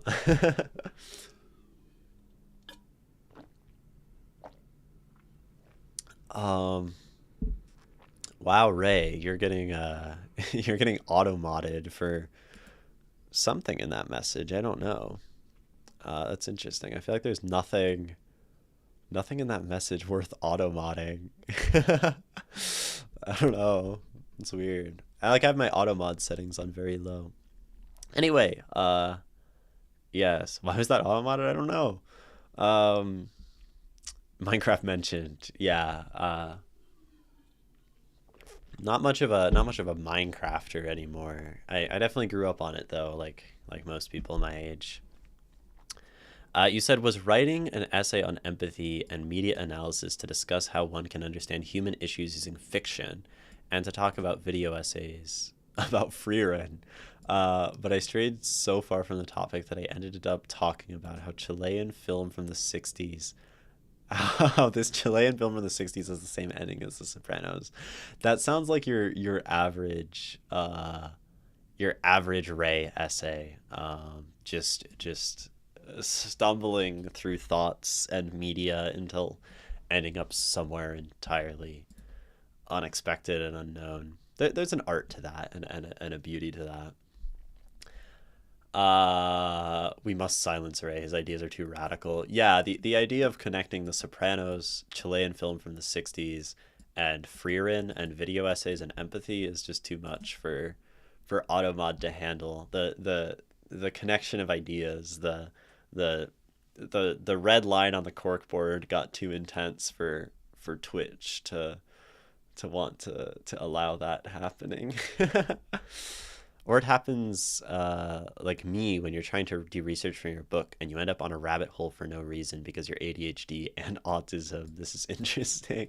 Yeah, that definitely happens. I'll be like doing like research for like a D&D world, and I'll start on something very normal, and then we'll go from like thing to thing to thing until we're on some like esoteric school of philosophy from like some country in like the 60s, and it's like how did we get here? How do we get here? This is not my beautiful home. This is not my beautiful life. Like, what happened? um it went, he's trying to escape the matrix and bonked me. Yeah, definitely. Anyway, we're gonna take a I wish I was better at writing essays. No one really tells you how to explore an idea. Then you must go and explore ideas. You must try and you must fail. And I think I've told you this before, but like go write shitty essays, right? Ray, I think Ray would agree probably that Ray writes lots of shitty essays um, to like sometimes find a good one, at least from what I know about Ray. Um, and you just gotta explore ideas and see what happens, and every time you do so, no hate to you, Ray, I love your essays. A lot of them are great, um, and then some of them are deranged, right? um, but I say so with a great amount of endearment. But you just gotta explore. Yeah, like with poetry, I've written so many shitty poems. Like, it's probably one in five that are passable. And all we maybe do as artists is get to the point where um we get a greater percentage of passable things as of what we write, but like it's still it's always like going through a lot of bad to find the nuggets of good. uh and plus when you write art that sucks, it becomes like the fertilizer and the swamp muck from which like the beautiful flowers of great works kind of emerge. And on that note, we're gonna take like a break. Um, out of like the 600 poems I've written in my life, 80% of them are just garbage. Yeah, out of the 700 poems I've written in my life, it's it's probably more like 90% are garbage. Like, um, that would mean like 70 good poems. That might be ambitious, but I think that actually sounds reasonable. I write a lot, and I think that means the more you write, the more like kind of slop you end up putting out. So, um, anyway, we're gonna take a break. I invite you all to stand up and move if you are able. Stretch, get a snack, drink water, do something good for your body and mind, because you've probably been like sitting and just like sedentary. I feel like I want like sedent to be a word, like just a shortening of sedentary. I think that's sedent. You've been very sedent. So, so do something, and do something kind for yourself, and we'll be back in just a few minutes. Yeah, yeah, that's good. Cool.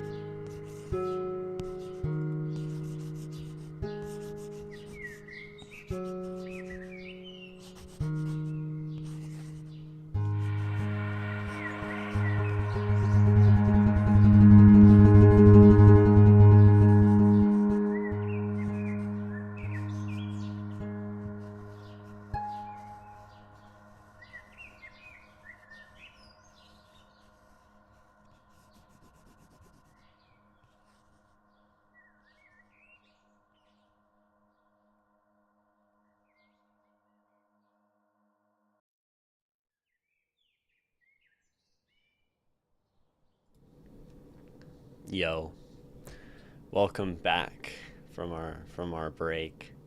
It is still I, Imogen. We are still here. We were talking about essays, and Ray, you have quite a lovely message here.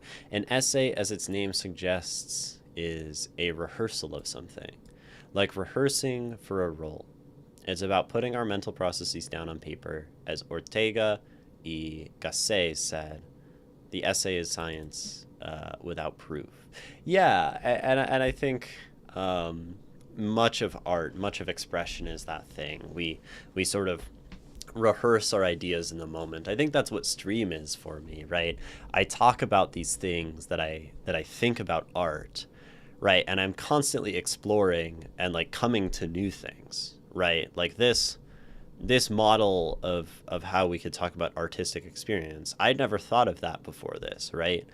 Um, and some of these ideas, right? These are a rehearsal of me talking through my thoughts in the interest of discovering new things.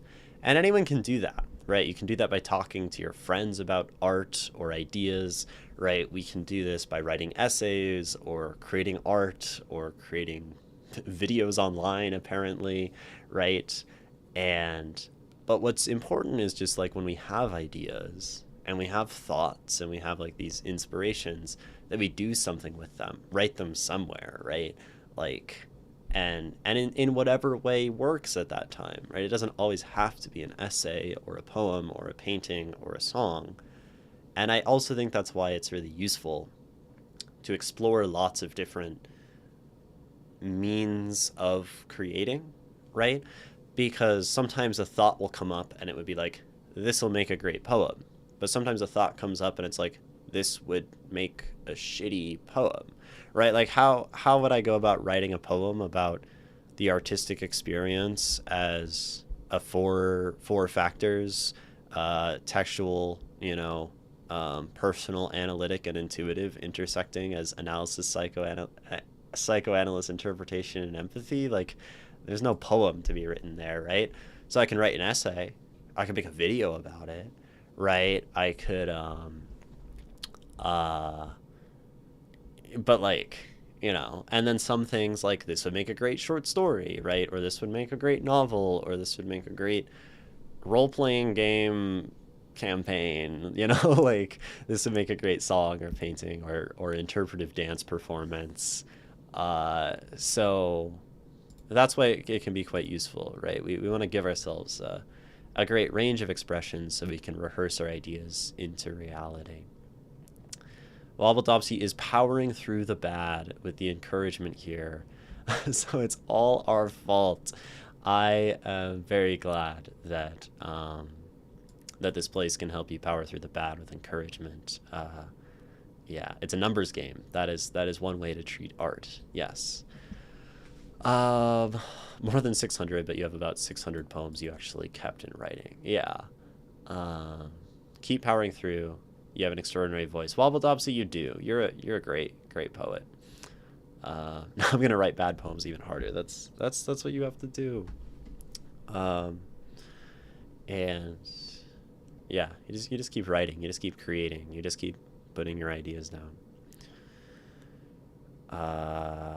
If an essay is the rehearsal, what is the debut/show?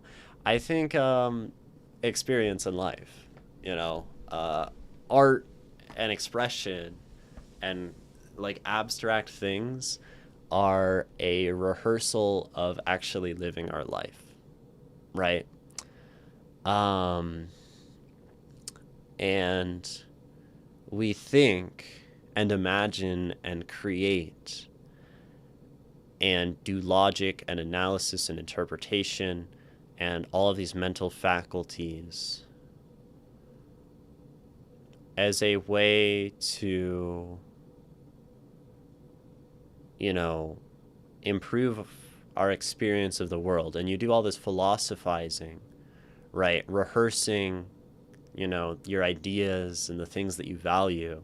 And then the performance of those things is when you go like exist with people and go into the world and act, right? and function and do and love and care and eat and all of these things, right? And then, it's all of the thought that enables us this possibility to like live fuller lives, right? But if you just think all the time and you never live, you haven't made good. You've taken the motion of escapism, right, where thought supplants reality. But thought and reality have to support each other, because then reality will come in and you'll do things and you'll see the world and you'll experience things and you'll have fun and you'll laugh, and then it will give you new ideas, right, to reflect upon. And you will take those things and reflect upon and put them back into your experience of the world, right? And like this is the dialogue, the dialectic. I love saying that word because it evokes people who are way more philosophical and smarter than me, who I don't know anything about really. I believe that if the rehearsal is a rehearsal of a role, the genre that is the premiere of the work would be the treatise. Nah, the treatise is a rehearsal too, you see. No intellectual work is the performance of our life, No, no thought or art is living. It exists in relation to that life that we live. The treatise is just a better rehearsal, One thing that would be really cool is when I do get my book published, I'd love to see people start like analyzing my book in deeper levels to see what themes are underneath. That would be fun to see. Yeah, I mean, that's what we hope for, right? We hope that maybe people analyze, psychoanalyze, interpret, or empathize with our work, right? Um, just do something. If you never experience, you'd only think about thoughts. Kind of solves depression. Yeah, leaving the house sort of, because depression is. I mean, so depression's interesting, right? Because it's this spiraling of thoughts that prevents action, and it's like it solves depression, but only that like if you're doing it, you're not depressed. And like the issue I think is that the depressed person kind of has this fundamental like inability to act, and the fight is toward action, right? And depression is like the full overwhelming state of inaction and the lack of imagination, lack of anything, right? So I'm not sure if it solves it, but like action is the enemy of depression. And if we are acting, we might prevent ourselves from falling into depression. And then I think that makes sense because like oftentimes we get depressed by the world when it feels like it gives us no possibility, right? And gives us no hope to do anything, right? It's very depressing to look at the United States government and be like, I want this thing to change and I hate this thing. And on like a systematic level, there is like, I don't, like people don't have political agency. That is depressing, right? Because it takes away your ability to act, right? And the more we take away action, the more we become helpless, the more depressed we become, and the less we feel we are able to act and claw out of that thing. So I do think action and depression exist as sides of a coin, maybe, or preferably poles on a gradient, right? On a spectrum. Because the cool thing with my books is most of my effort isn't going into the forefront of the book. It's going to the back for all those little details for people to dig and dive into. That's really cool. It's something I really like because I myself has always been interested in like ARGs. And I watch a lot of game theory and a lot of stuff like that. That's dope. I have a novel that's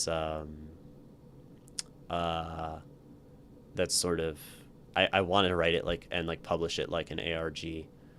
The opposite of depression is mania.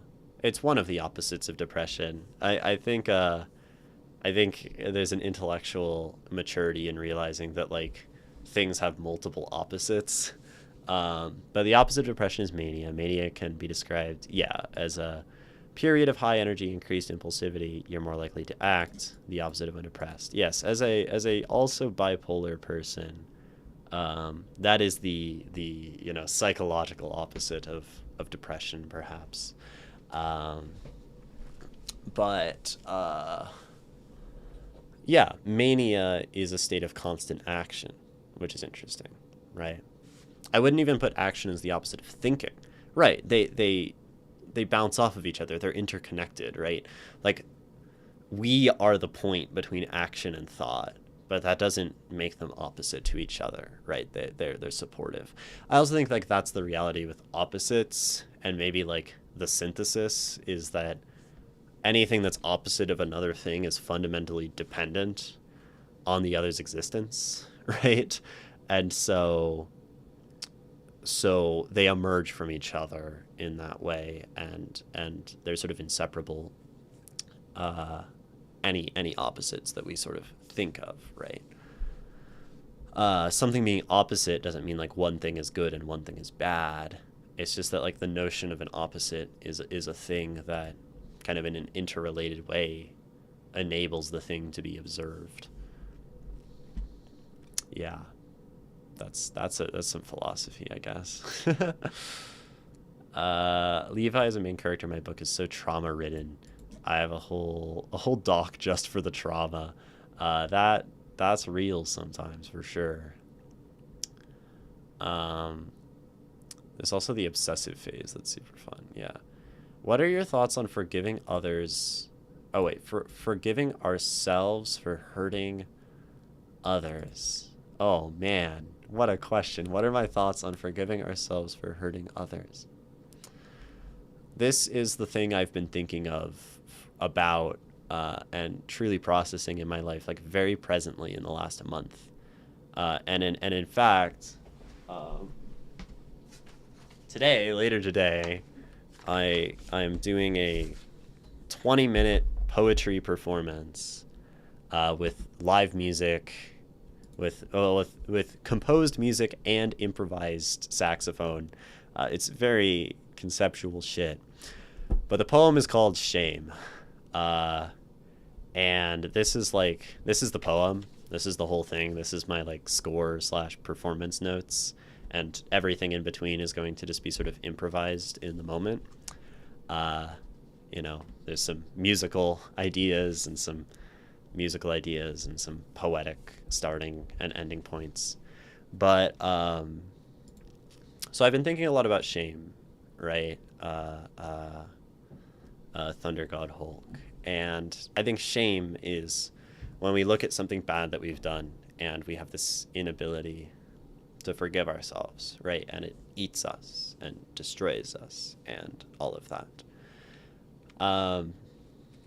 It's not a sustainable way to live, right? Because I think shame only festers and grows. It's a sort of cancerous, metastasizing thing, right? Now, I think forgive is an interesting term. I'm not sure we can forgive ourselves. Like, I don't think I've ever forgiven myself for anything I've ever done, right? I do think forgiveness is an external thing from what I can tell. But we can exit shame. And one way is maybe someone else forgives us and it helps us understand that like we don't need to be ashamed of this thing anymore. Another way to exit shame is to honor our past, is what I've come to. I have done something bad. I have made a mistake. Maybe I have made a mistake that I can never, ever in my life forgive myself for, or that no one can forgive me for. I've done something unforgivable.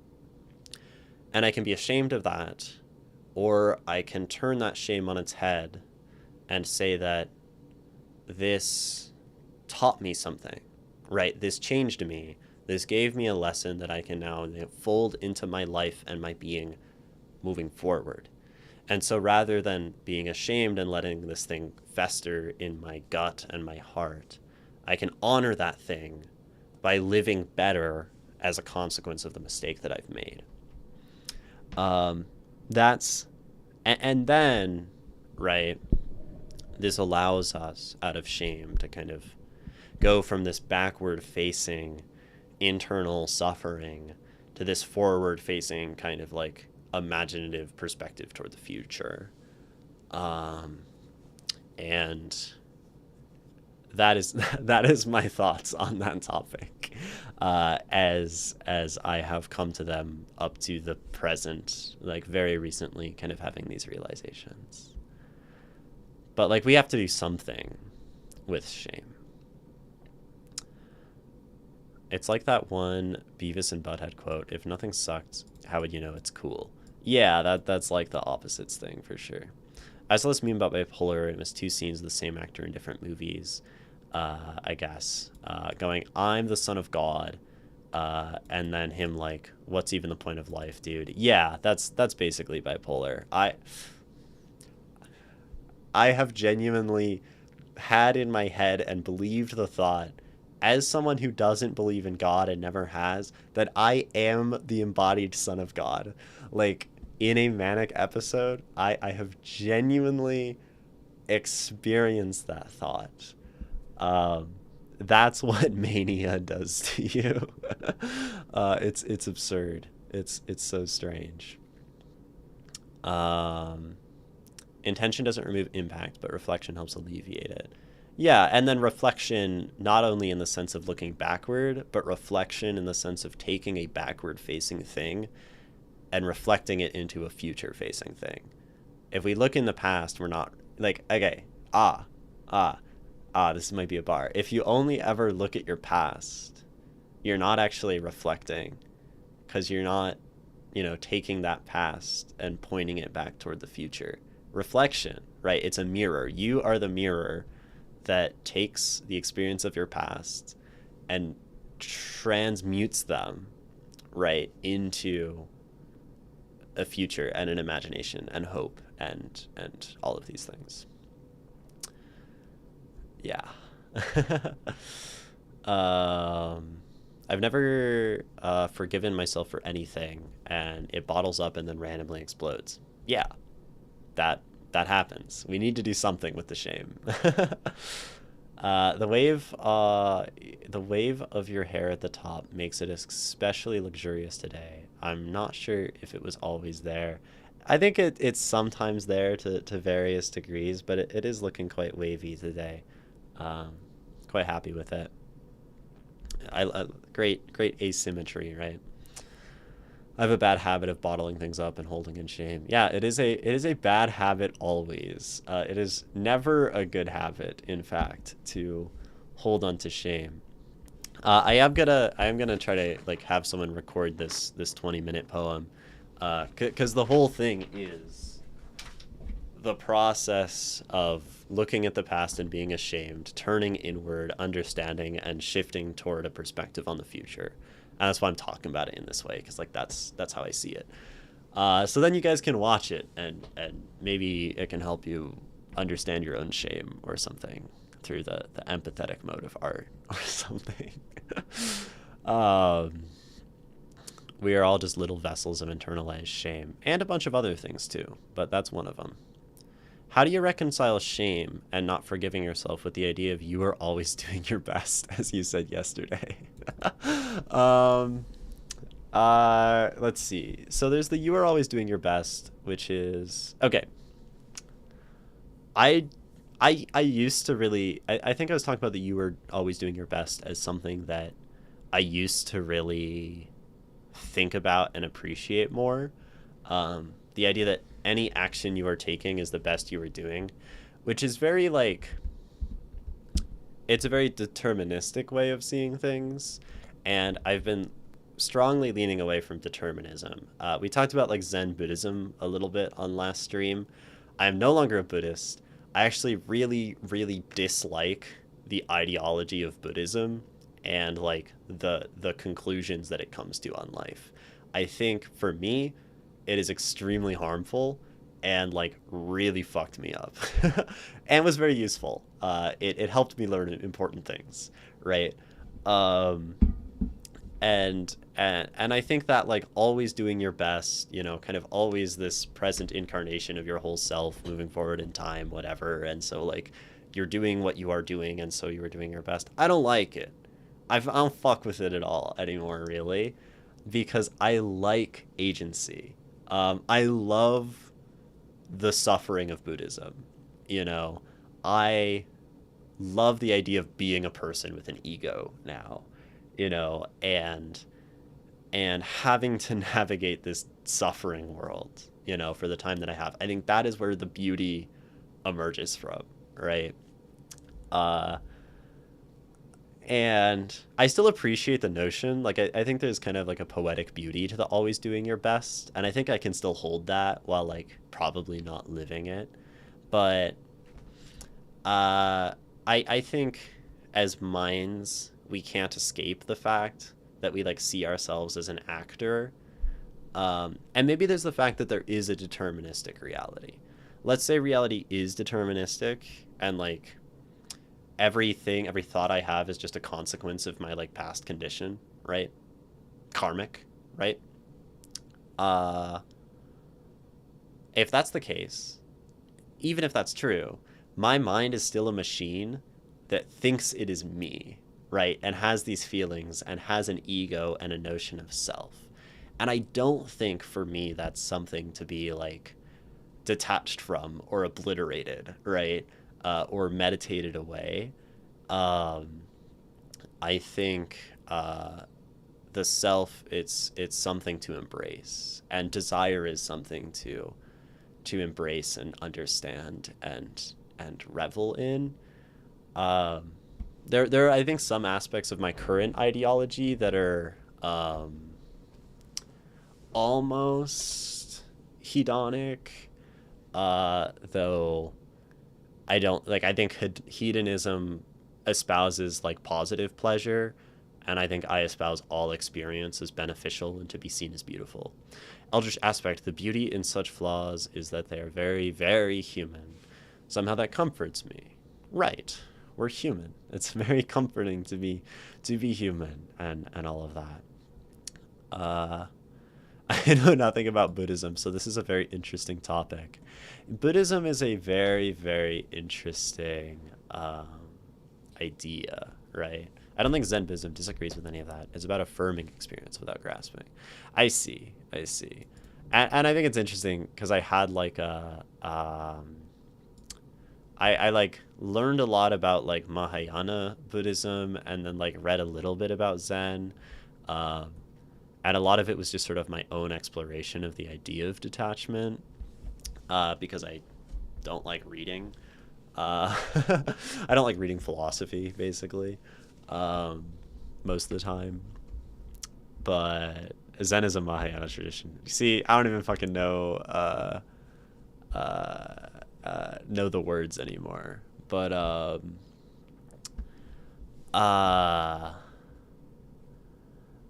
but yeah, I think.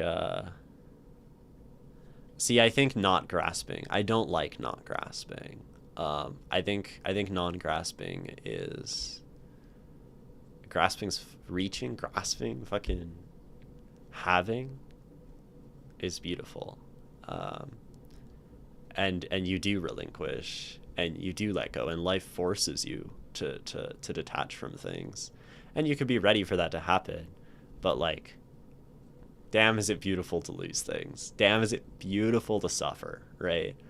Um, right. Like life is a life is a tragic comedy, you know. I've had to do a lot of research into Taoism. I love Taoism. I love the Tao. Yeah, I love the Tao as much as I love Buddhism. I love Buddhism. Like, I love all of these ideas. I've needed them to get to where I am now. I just don't believe in any of them. You know, I love Christianity. I sure as hell am not a Christian, right? Um, so yeah, so yeah. I love reading philosophy. So I have this like these friends, and we're doing like a philosophy book club, and they decided one of them suggested that we read Nietzsche's Beyond Good and Evil, and like I read the first 2 pages, and I'm like, I don't think I like reading philosophy anymore. Like I think I'm pretty tired of it. Like people who just like it's hard, I think, for me at this point to like read something that's like exploring. Like I should probably look at it as something that can challenge my thoughts, and then it'll be fine. And then also when we finish Nietzsche, I can bring philosophy that's more interesting to me to the table. Like we can read Symposium. I really want to read Symposium again. My username is a Buddhist concept, which basically describes what you just said. Fuck yeah. Okay. Well, that's maybe that means we have some common ground there. I mean, my like Lotus thing came from Buddhism. I was like, I'm a Buddhist when I started stream. I was still in that, and I was thinking of the lotus as the symbol of like enlightened perfection, and the like 2/3 of it is that we're only ever a fraction toward enlightenment, which is funny. I think that symbol has come around quite well for me, because now I think about truth and beauty as something that we move toward but never reach, and it's like this provisional thing where we like get truer and truer and gooder and better at loving, but we never love perfectly, and we never, you know. So that's funny, right? And I think that emerged from my Buddhism. So that idea, very important for me. Your username sounds like something in Sanskrit. Tathastu, meaning so be it. Ah, neat. You know Sanskrit, Thunder God Hulk? I was gonna learn Sanskrit. Yeah.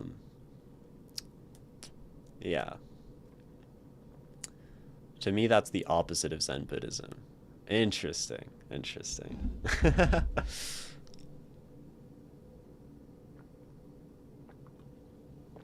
Yeah. I'm not a Buddhist. That's why I say I was a Buddhist. I'm from India, so I know a little Sanskrit. That's so cool. I was starting to learn Pali, and I wanted to learn Pali and Sanskrit, and I wanted to like study abroad in India while I was in college. Like I was really into this stuff. And then I crashed the fuck out and didn't do any of that. Um, you know Klingon, like you can speak it like fluently. That's cool. As someone with a lotus tattoo, I love the symbology behind the flowers, especially how yeah, right. They bloom out of like muck and dirt and where nothing else grows. I think that's. I still like my username for a number of reasons somehow. Came to me in some moment of providence, and uh, yeah. Um,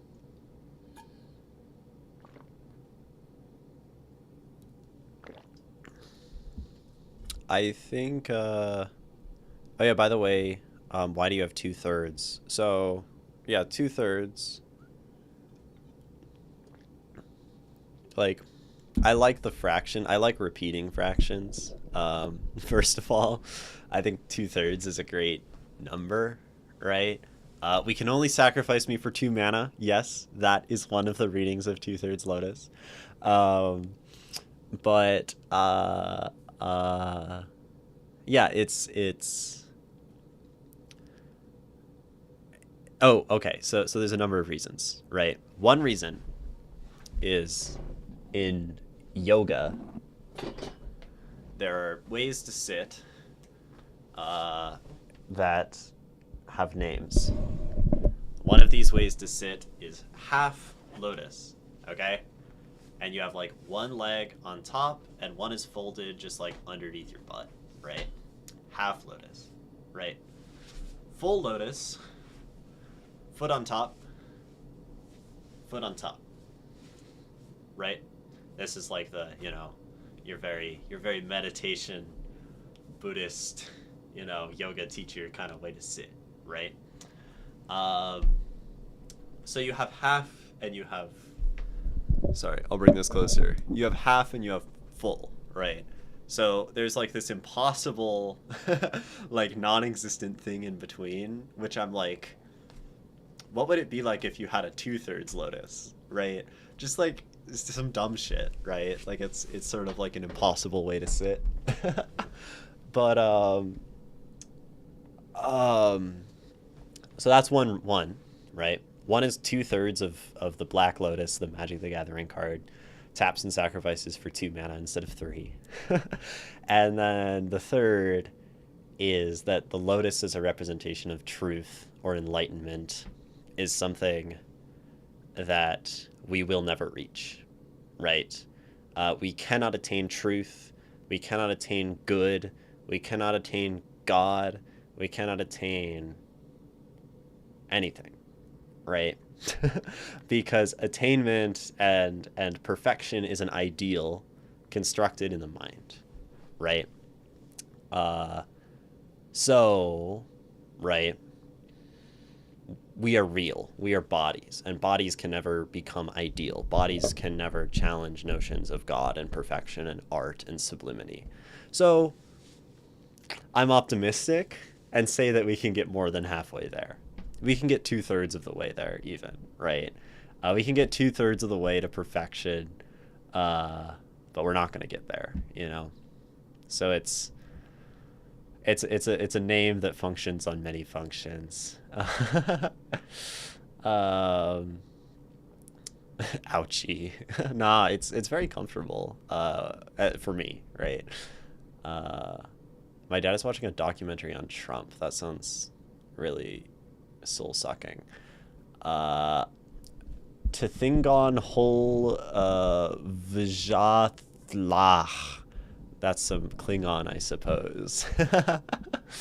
Padmasana, right? Asana. That means a way to be, right?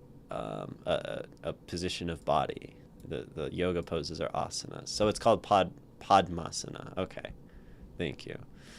I didn't know that name. I seem to sit in half lotus as my normal sitting position then. May or not be sitting like that now. Hell yeah. And then like normal crisscross, I think is even called like some other kind of lotus. Like it might be. I don't know. I feel like I've seen it called like. It's funny. I don't default to crisscross. Like I default to, if I'm sitting like this, to like half lotus. I think like some people call this like quarter lotus or something, or something like that, but it's not very comfortable anymore. I'm a big I'm a big half lotus sitta, and then lotus as well. It's nice when you do it more. You can just sit that way like forever. It'd be great if I had like some kind of like moving table that could kind of like float above me here, and I could sit way back here like this during stream. I feel way more like, comfy back here, but I don't know. I'm so far away, right?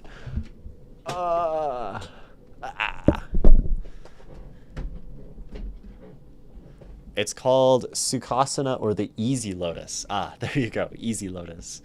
That's a funny name. It's the easy one. It's way better than what we called it in the 80s. Yeah, I mean, people used to call it sitting Indian style, right? So it's pretty fucked. Used to do yoga in college. I used to do yoga in my Buddhist era very intensely, and now I just stretch, right? I stretch a lot, and I do a lot of like America's fucked up, Wobble-Dovsy. You gotta understand, like we've just got there's just casual colonial language just It was pretty much we were pretty much done calling it that by the time I got to school. I remember crisscross applesauce, um, and then I just prefer cross-legged, you know. But yeah, America's fucked. Yeah, I used to do yoga a lot, and now I just stretch, and I end up doing like a lot of like yoga poses just as stretches, right? Like whenever I go rock climbing, right? The first stretch I do after kind of stretching out my neck is what's called bound lotus, which I might not be able to do in this shirt, but you sit in lotus, and so I have like my feet right here, and then you take an arm behind and grab each foot right with your hands, and this is like, I guess I can do it in this shirt. This is like the best shoulder stretch ever, right? Because your shoulders, I guess I can turn around, right, are coming like behind your back and around to the other side on both sides, and it's like really, really good stretch, you know. Love that one. Wouldn't be able to do that or even know to know to think to do that if I had not done yoga, right? So, just like Buddhism, yoga was nice for me, and then I stopped doing it in an official capacity and took the things from it that I found useful into my life. And I think that's how we ought treat all philosophies, right? Religions, ideas, frameworks. You take the good stuff, you leave behind the stuff that doesn't work for you. Because like there's value everywhere, right? If you look for it. Oh my gosh, we got Klingon, more Klingon in chat. I will not try to pronounce that one. That's pretty cool though. Call that the 1-2 twist. Yeah. I feel like I would call it like the shoulder destroyer. It's a really like bizarre position to be in for sure. But then like you sit like that and you do like neck stretches, and they're like even better stretches. Okay. I sit with my feet tonight, ass and my knees to the couch. I sit kneeling. You sit kneeling. Kneeling is a great way to sit. There are, yeah, huh? I think there are a number of ways that are much better to sit than just normal sitting. I sit in a pretty miserable way on stream with no back support and really bad posture.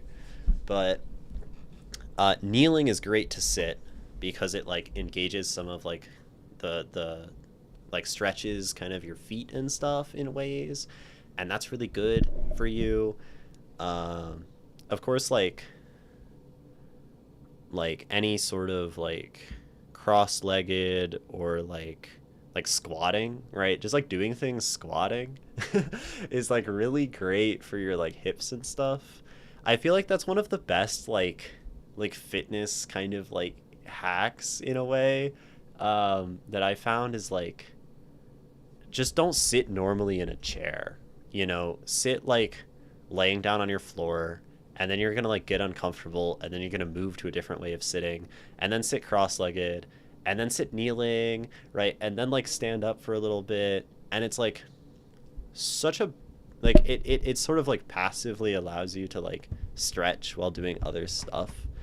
Of course, if that's, you know, that's not attainable for every person's body or whatever, but that can be very, very nice. I love sitting on the floor. I love being on the floor because it just allows you to like change how you're sitting, right? And then it's like, oh, I'm gonna sit like an actual child, right, with like the legs just like out here and like doing whatever, and then I'll like shift, and now I'm sitting like this, right, and then I'll like kneel, right, and then you can lay down, and it's just It's a better way to live, you know? Oh yeah, after that, after you eat something, you can sit kneeling. It's another yoga pose called Vajrasana. Helps with the stomach digestion or something. There's also the yoga thing where you like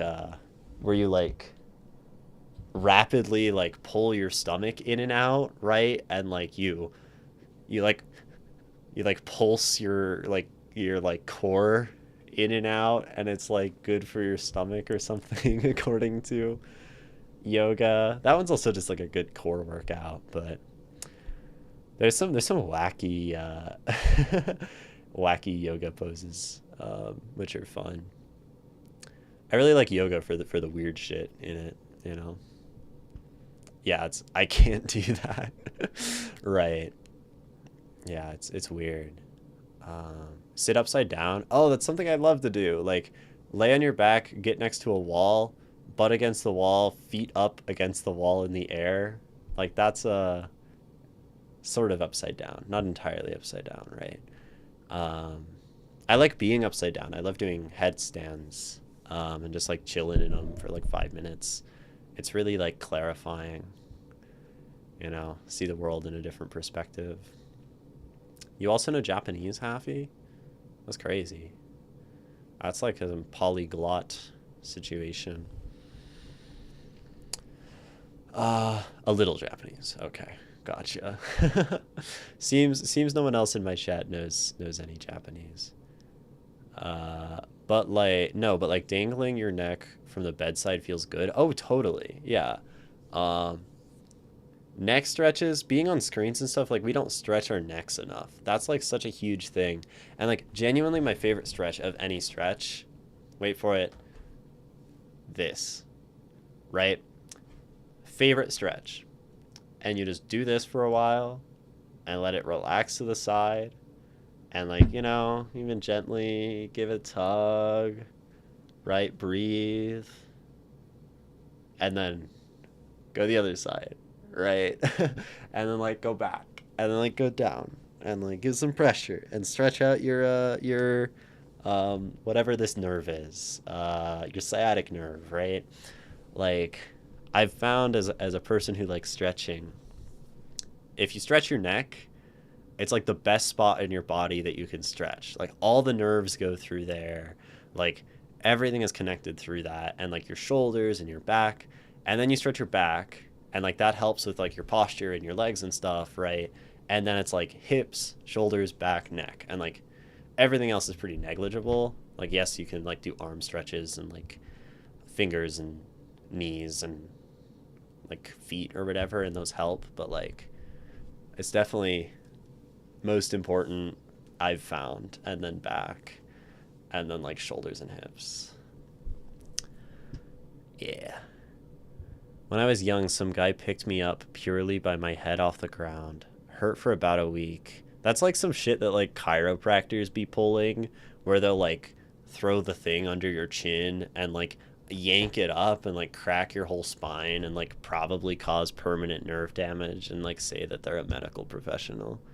God, I hate chiropractors. Chiropractors are scum of the earth. uh, the Y straps, is that what they're called? Um, yeah. Yeah. Fair. I mainly learned it so I could watch anime. I feel like that's why a lot of people learn Japanese, but like learning a language, that's dope. And you know some Russian. Cool. I can't do most yoga now. I've bulked up to 100 kgs doing powerlifting. Yeah, that would definitely do it. Muscle does not like to stretch very much at all, right? Naughty children get put in the Y straps. That's crazy. I will say, much better than being suspended by your neck. Just doing like a dead hang, you know, like a relaxed, just like hanging from a bar. Uh, Genuinely one of the most fulfilling experiences in the world. To just like hold on to something and let the body dangle. Um, like top five exercises, period. The dead hang. Ugh, I love it. It feels so good. Like feels so good after. For me, it's like okay. My favorite exercises: Dead hang, headstand, because I can't do a handstand yet. Dead hang, headstand, pistol squat. They're so fun. They're so fun. I think L sit, either hanging or on the ground, or just doing the thing where your butt's on the ground and you're lifting your legs. Love the L sit. And I kind of fuck with like push-ups, you know. Push-ups are pretty cool. They're pretty fun. I feel like it's my big five. And then I like rock climb. Maybe not push-ups. Maybe running, right? Like a cardio thing. I like running. I just don't do it much because last time I went, someone threw something at me and called me the F slur. So I haven't gone since. Need to man up and get out there though. So I jacked up both my knees and my neck trying to escape a freakish Irish wolfhound. Now low impact Tai Chi is about all you're gonna get from me. Tai Chi is awesome. I feel like Tai Chi is something I would love to do, and like I feel like you can like I feel like you could probably just do Tai Chi on your own and just be like flowing and doing movement, but it would also be really sick to like do Tai Chi with some like wise old person who tells me that like my hands are not flowing in a flowy enough way. You know, I want some like venerable person who's like 120 years old to like, you know, tell me some like crazy wisdom. That's what I need. I need like a venerable master figure in my life. Does anyone know one? You have Tai Chi DVDs? That's dope. That's cool. DVDs, that's crazy. I might own DVDs. I guess a DVD's for video is a CD technically different. A CD is a compact disc. A DVD's a something. I have some CDs of music that I've probably never used. I find it funny how chiropractors hear you're in pain, and instead of doing X-rays or something, go, okay, start by making you sound like a ball of bubble wrap. Right? They're like, yeah, oh, you hurt? Let me like take this part of your body and like yank it really hard, like, and then come back next week and we'll do it again, and like, and it'll fix you, right? Like, and it is great to like crack your joints, like to do like this, just like that twisting stretch and like crack the back is like one of my favorite things, you know, like that's like one of those like better than sex kind of experiences, truly. And like but like I don't need a chiropractor doing that for me, like they're gonna yank something like in the wrong way and like kill me, you know. So I don't know, that's one of my favorites, dude. People hear it from across the house. Oh, it's perfect. I've never cracked my back. I don't know how do I achieve that. So you sit ideally on the floor and you put a knee up, right knee up, left arm across this way, hand behind you if you were on the floor. I'm on a chair, so it's kind of hard. And then you push into your knee, twisting your back open, and it cracks it. Be gentle. And then I can usually get a crack out of my back by doing a back bend. You might not be able to do a back bend if you're a power lifter, but like if I sink really deep, I don't even have to like go like hands to the floor, but like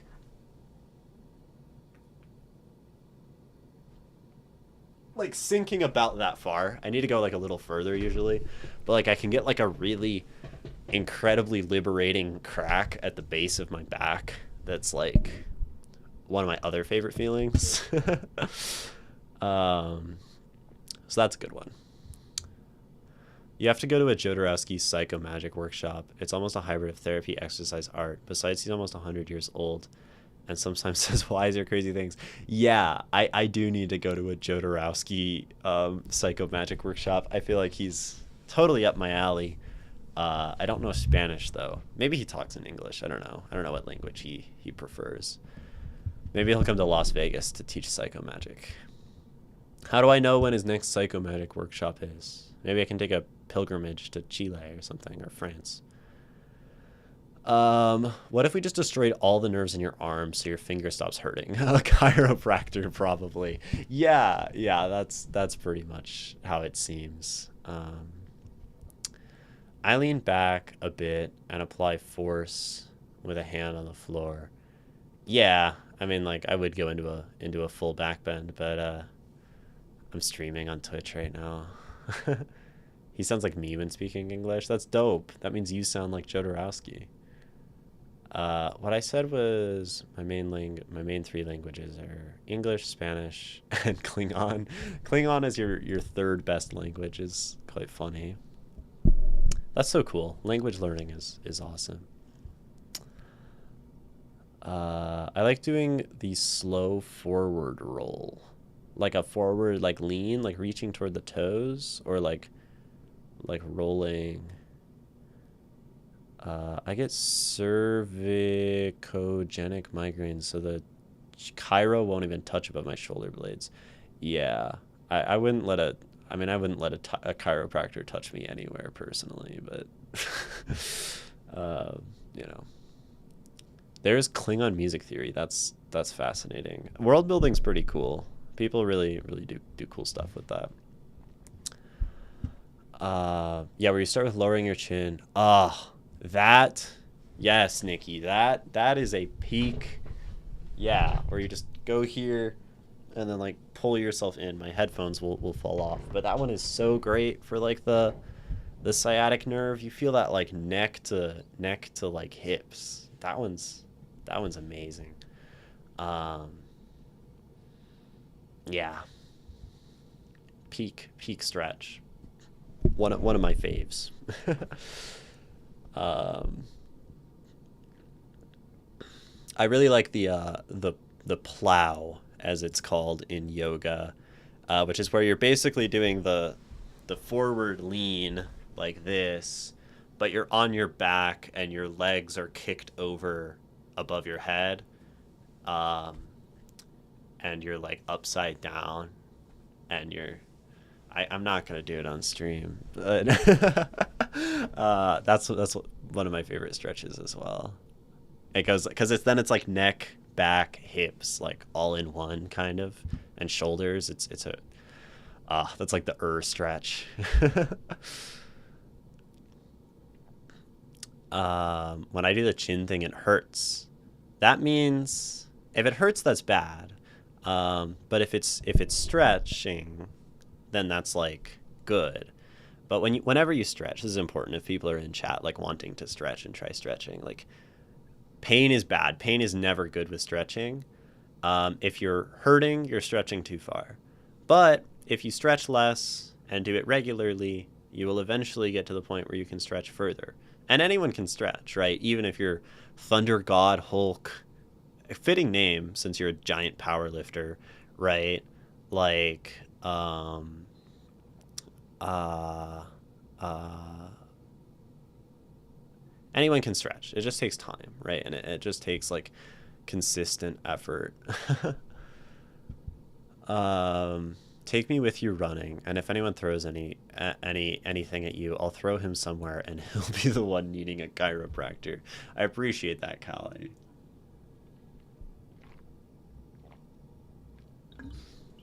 The tangents are big.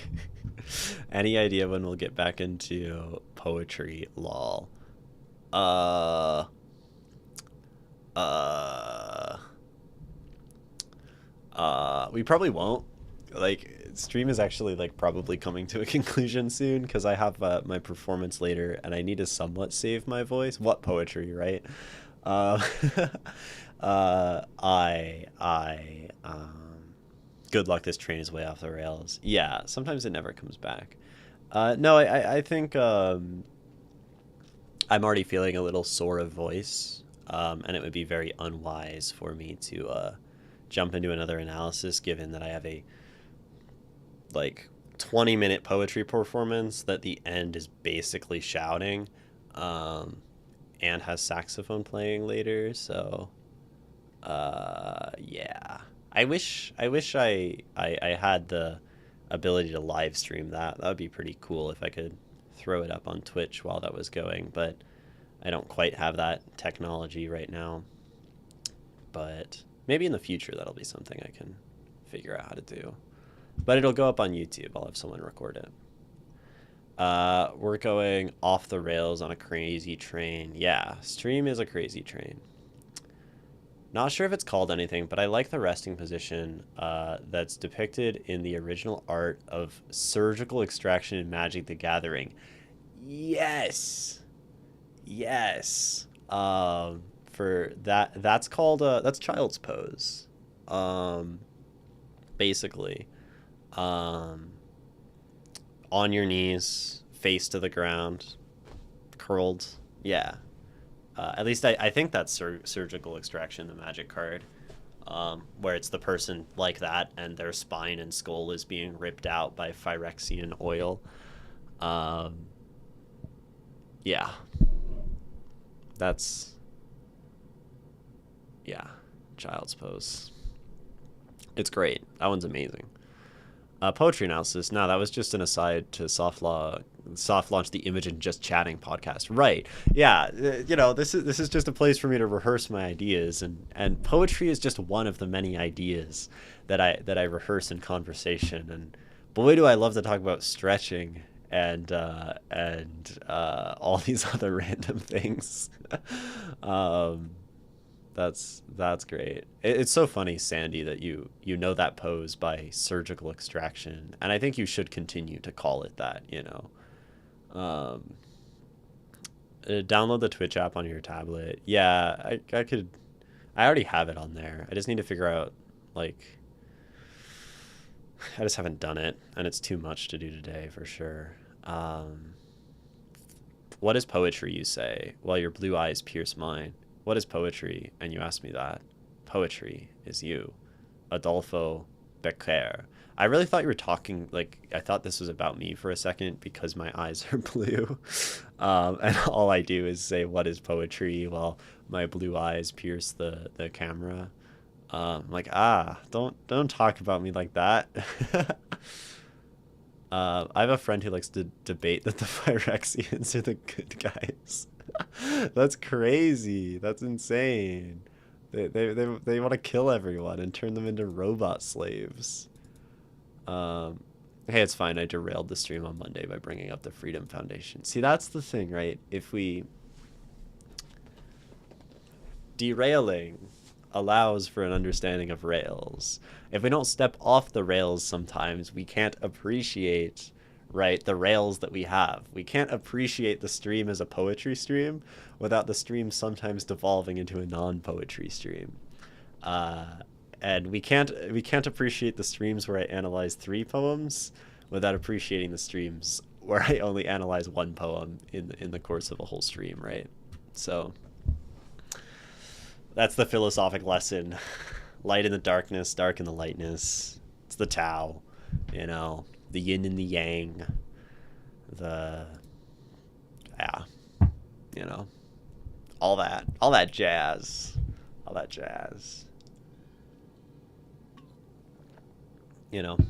It's the blue note being added to the otherwise major pentatonic scale to create something more musical. Please tell me you got the Ozzy Osbourne joke. Yeah, the Crazy Train. Yeah.